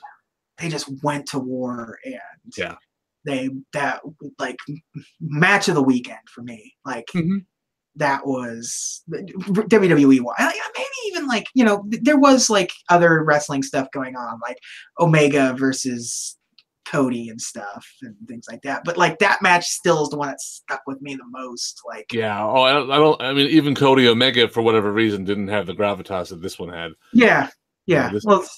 They're clearly saving that that resolve is months away at this point, but like this was exactly how these revenge matches have to play out. And it wasn't one-sided either, which was like sometimes when they do like I'm getting my revenge, it's like he just beats him down for 20 minutes with a steel chair and then finally gets his win or whatever. But it was they really were like evenly matched kind of stuff. Mm-hmm. But Ciampa just got the crap beat out of him, because unsanctioned, so there was weapons and stuff involved and all that. Good stuff. And both guys is doing such a phenomenal job at their roles. Like Gargano as the babyface who doesn't want to give up, but he doesn't want to give up on his not just give up the fight, but doesn't want to give up on his friend, even though he's just gone completely dark side. And then the heel work by Ciampa.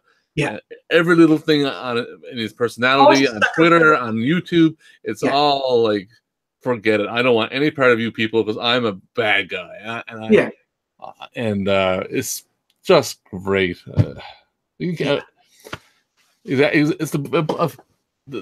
a blood feud. It's a complete blood feud, and with a payoff that you wanted. And it's like Owens and Zayn, where you can always go back to it. Sure. Like you need to, like, you know, it's because those two, I think, will always put on a great match with one another. Mm-hmm. And I look forward to it. Like, you know, so Gargano won, so he's reinstated in an NXT. So, what to do next with both of them will be very interesting. Yeah, I like somebody. That's not a good joke. Where it's like, I bet you WWE wishes they sanctioned it now. Yeah. Yeah. But just for completionist sake, I do have the Meltzer ratings for the NXT stuff. So Ember versus Baszler was 3 1/4. The tag match was 3 1/4. So there you go. Black versus Almas was 4 1/4. And both the ladder match and Gargano Ciampa match were 5-star matches for Meltzer. Yeah.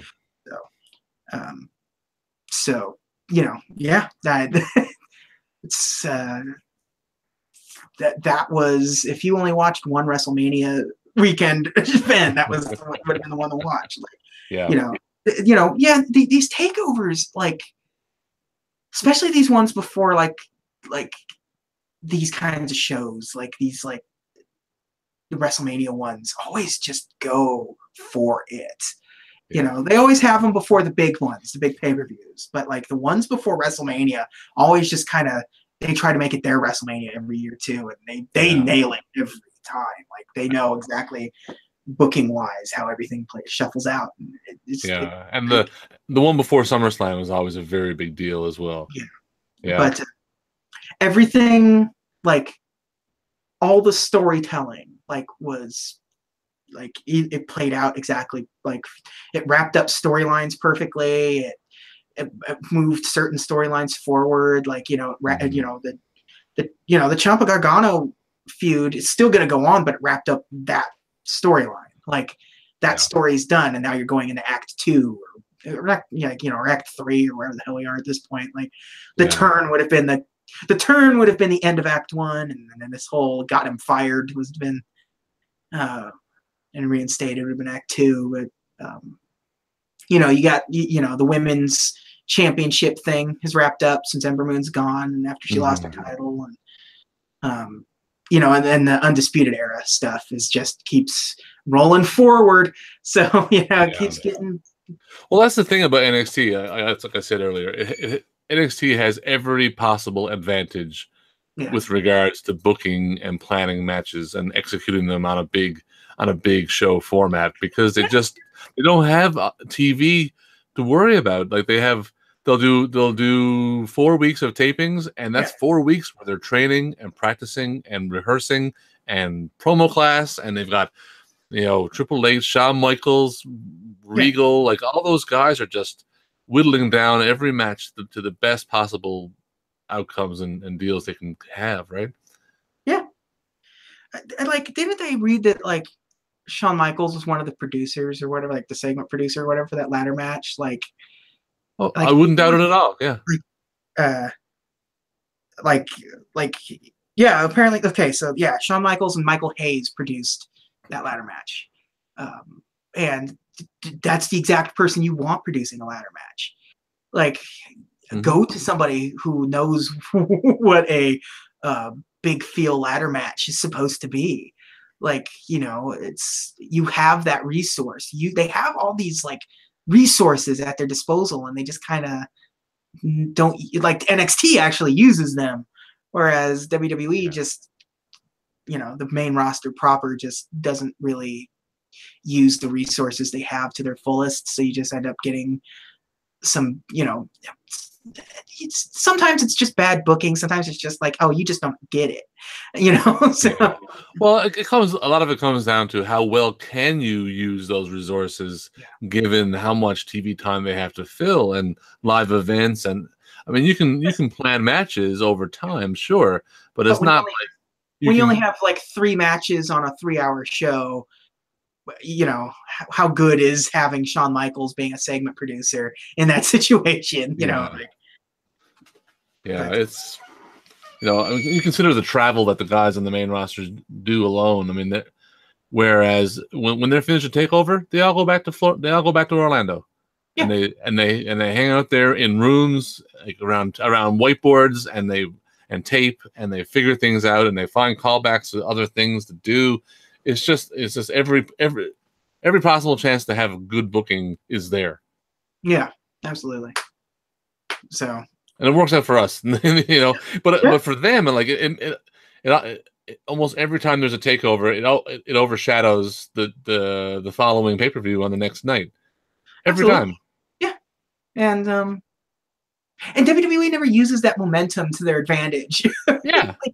That's what's funny. Which is always like, yeah. So, but you know what? I'm glad we got the show that we got, and yes, of course, and the payoffs and the stories. Oh, it's not and back to WrestleMania, not a top tier WrestleMania, but also one of the better WrestleManias that they've put on. Yeah, in years, especially the last few haven't been super great, with the exception of certain key moments or whatever. Like they've been hitting a rough patch since 30. 30 was where everything kind of came together perfectly, even though it was complete chaos. Like I think that the chaos surrounding 30 helped make 30 a better show. They lost control of the crowd. They lost CM Punk at the beginning of that, in the road to WrestleMania, a lot of bad stuff was going on, and they were able to use that chaos to their advantage, even if it made people in the company upset, even if you angered guys like, big Hollywood celebrity like Dave Bautista or whatever. Like at the same time, you ended up using that to your advantage, and it's just they used the momentum to make something super memorable, and they just and then since then, 31 on forward have just been sort of almost like any other pay-per-view. If it weren't for certain certain things happening out, Seth Rollins cashing in and becoming champion at WrestleMania is a cool thing, but that could happen at literally any pay-per-view at any time. It could, but it saved the show. Like, I mean, that's the moment that everyone remembers, and that made that Mania.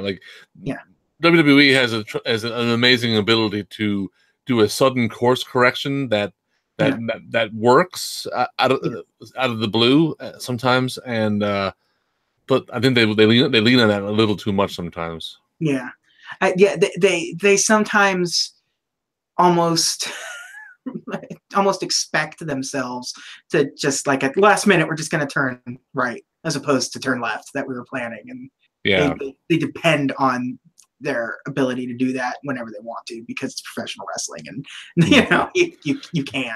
Yeah, I really felt that this WrestleMania was shaping up. It was pacing itself to be one of the very best Manias they've had in a long time, until three things happened. A, the crowd ran out of gas. Yep. B, the booking decisions on the back half just were weirdly timed.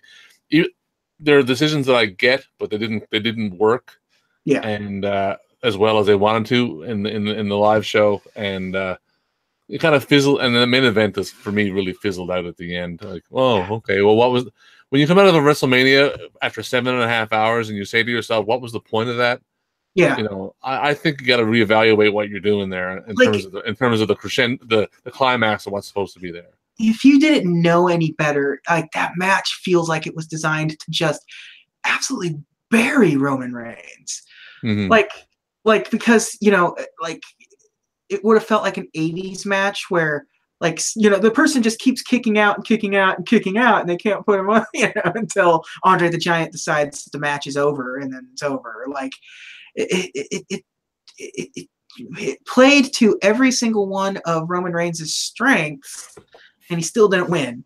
And it just feels like it was, if you didn't know better, you would think it would be like a burial for Roman Reigns, even though it's not, because he's on the verge of going for the championship again, and that again you want to say he's gonna win it this time, right? It's that's what the WWE is waiting for at this point. It feels like is he gonna us wanting him to win the title now? Just Get over it. Get on with it and win it already. Just have him win already. It's a weird choice, or it's a weird emotion that they want you to have. Yeah. You know? They know too, and that's what's the most maddening part is like they're playing him as a heel to that crowd while babyface to the other crowd, but they just won't commit either way. Because I mean, like they do things on purpose, knowing full well he's going to get a rise out of a rise of booze and stuff, and like him coming out 30 at the Royal Rumble, like well, we know he's going to get booed out of the arena, and and he did, and they did that on purpose to make him get booed out of the arena. They knew that, and they wanted that, and like so they play into all this stuff constantly. But I don't even think they know anymore with Roman Reigns what their plan is. It feels like it's funny. But I mean, they do. I mean, like Vince at least knows, and may not be shaking out, as 1-to-1 as he wants it to, but it's going to happen.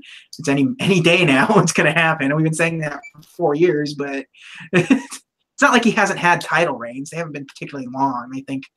But I think altogether it's been over 100 days combined or something. Yeah. I can't tell you. I can't remember. I can't remember Roman Reigns, having the belt on him at this point because they're always just so fractured and weird, and like he hasn't. His only feud is being in with Brock Lesnar. Really, I mean, like he's had other feuds, but the only one that ever meant anything was with Brock Lesnar, and every other match that they put him in has just been to sort of this is just a stopgap because Brock Lesnar is going to be here next month. So or whatever. So. That's right.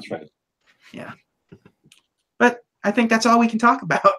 We've been talking for 2 hours. I think we're into our 7th hour of the podcast. So this was still shorter than a Hillbilly Jim Hall of Fame speech, but that's right. I think we've aired our grievances.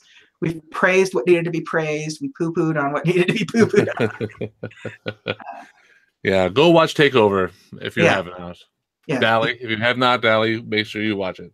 Yeah, if you're listening to this, which you're not, you're being a jerk because you've listened to it already. It's up to your part, and now you've turned it off.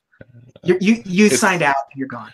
It's probably better than The Walking Dead tonight, even no matter what happens. I can guarantee you.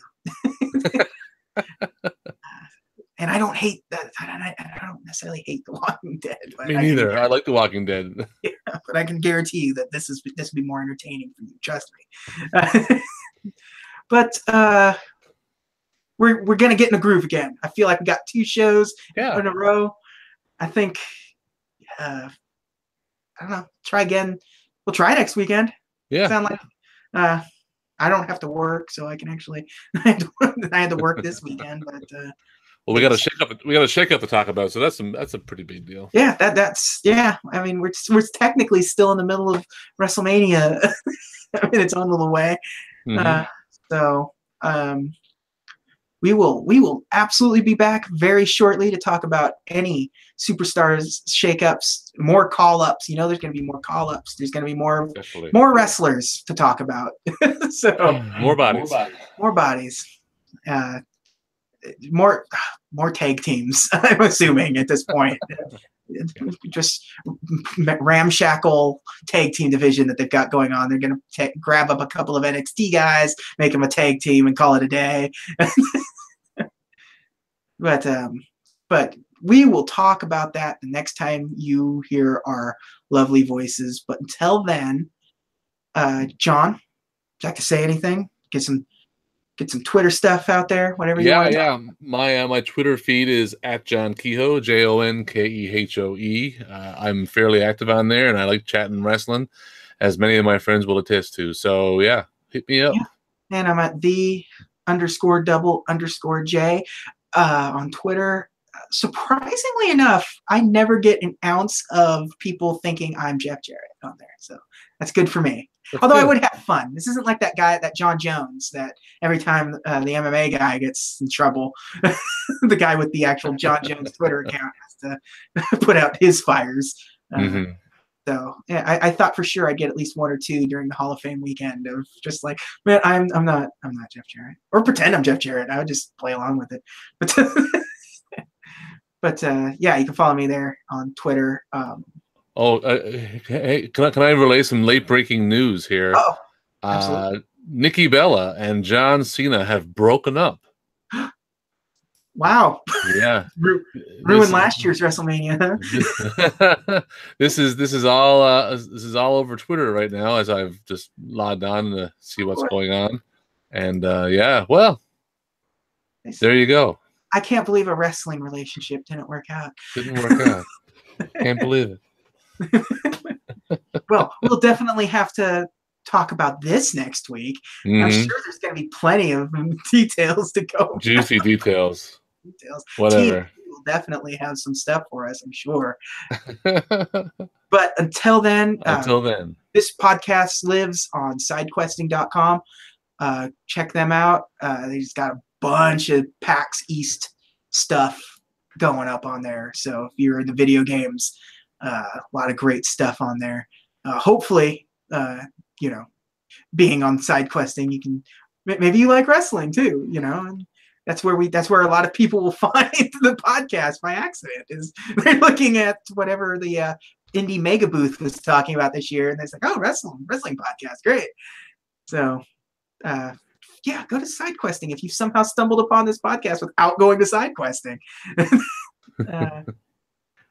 But until next time, I was going to say next week, but I'm not going to commit too hard to that, knowing us.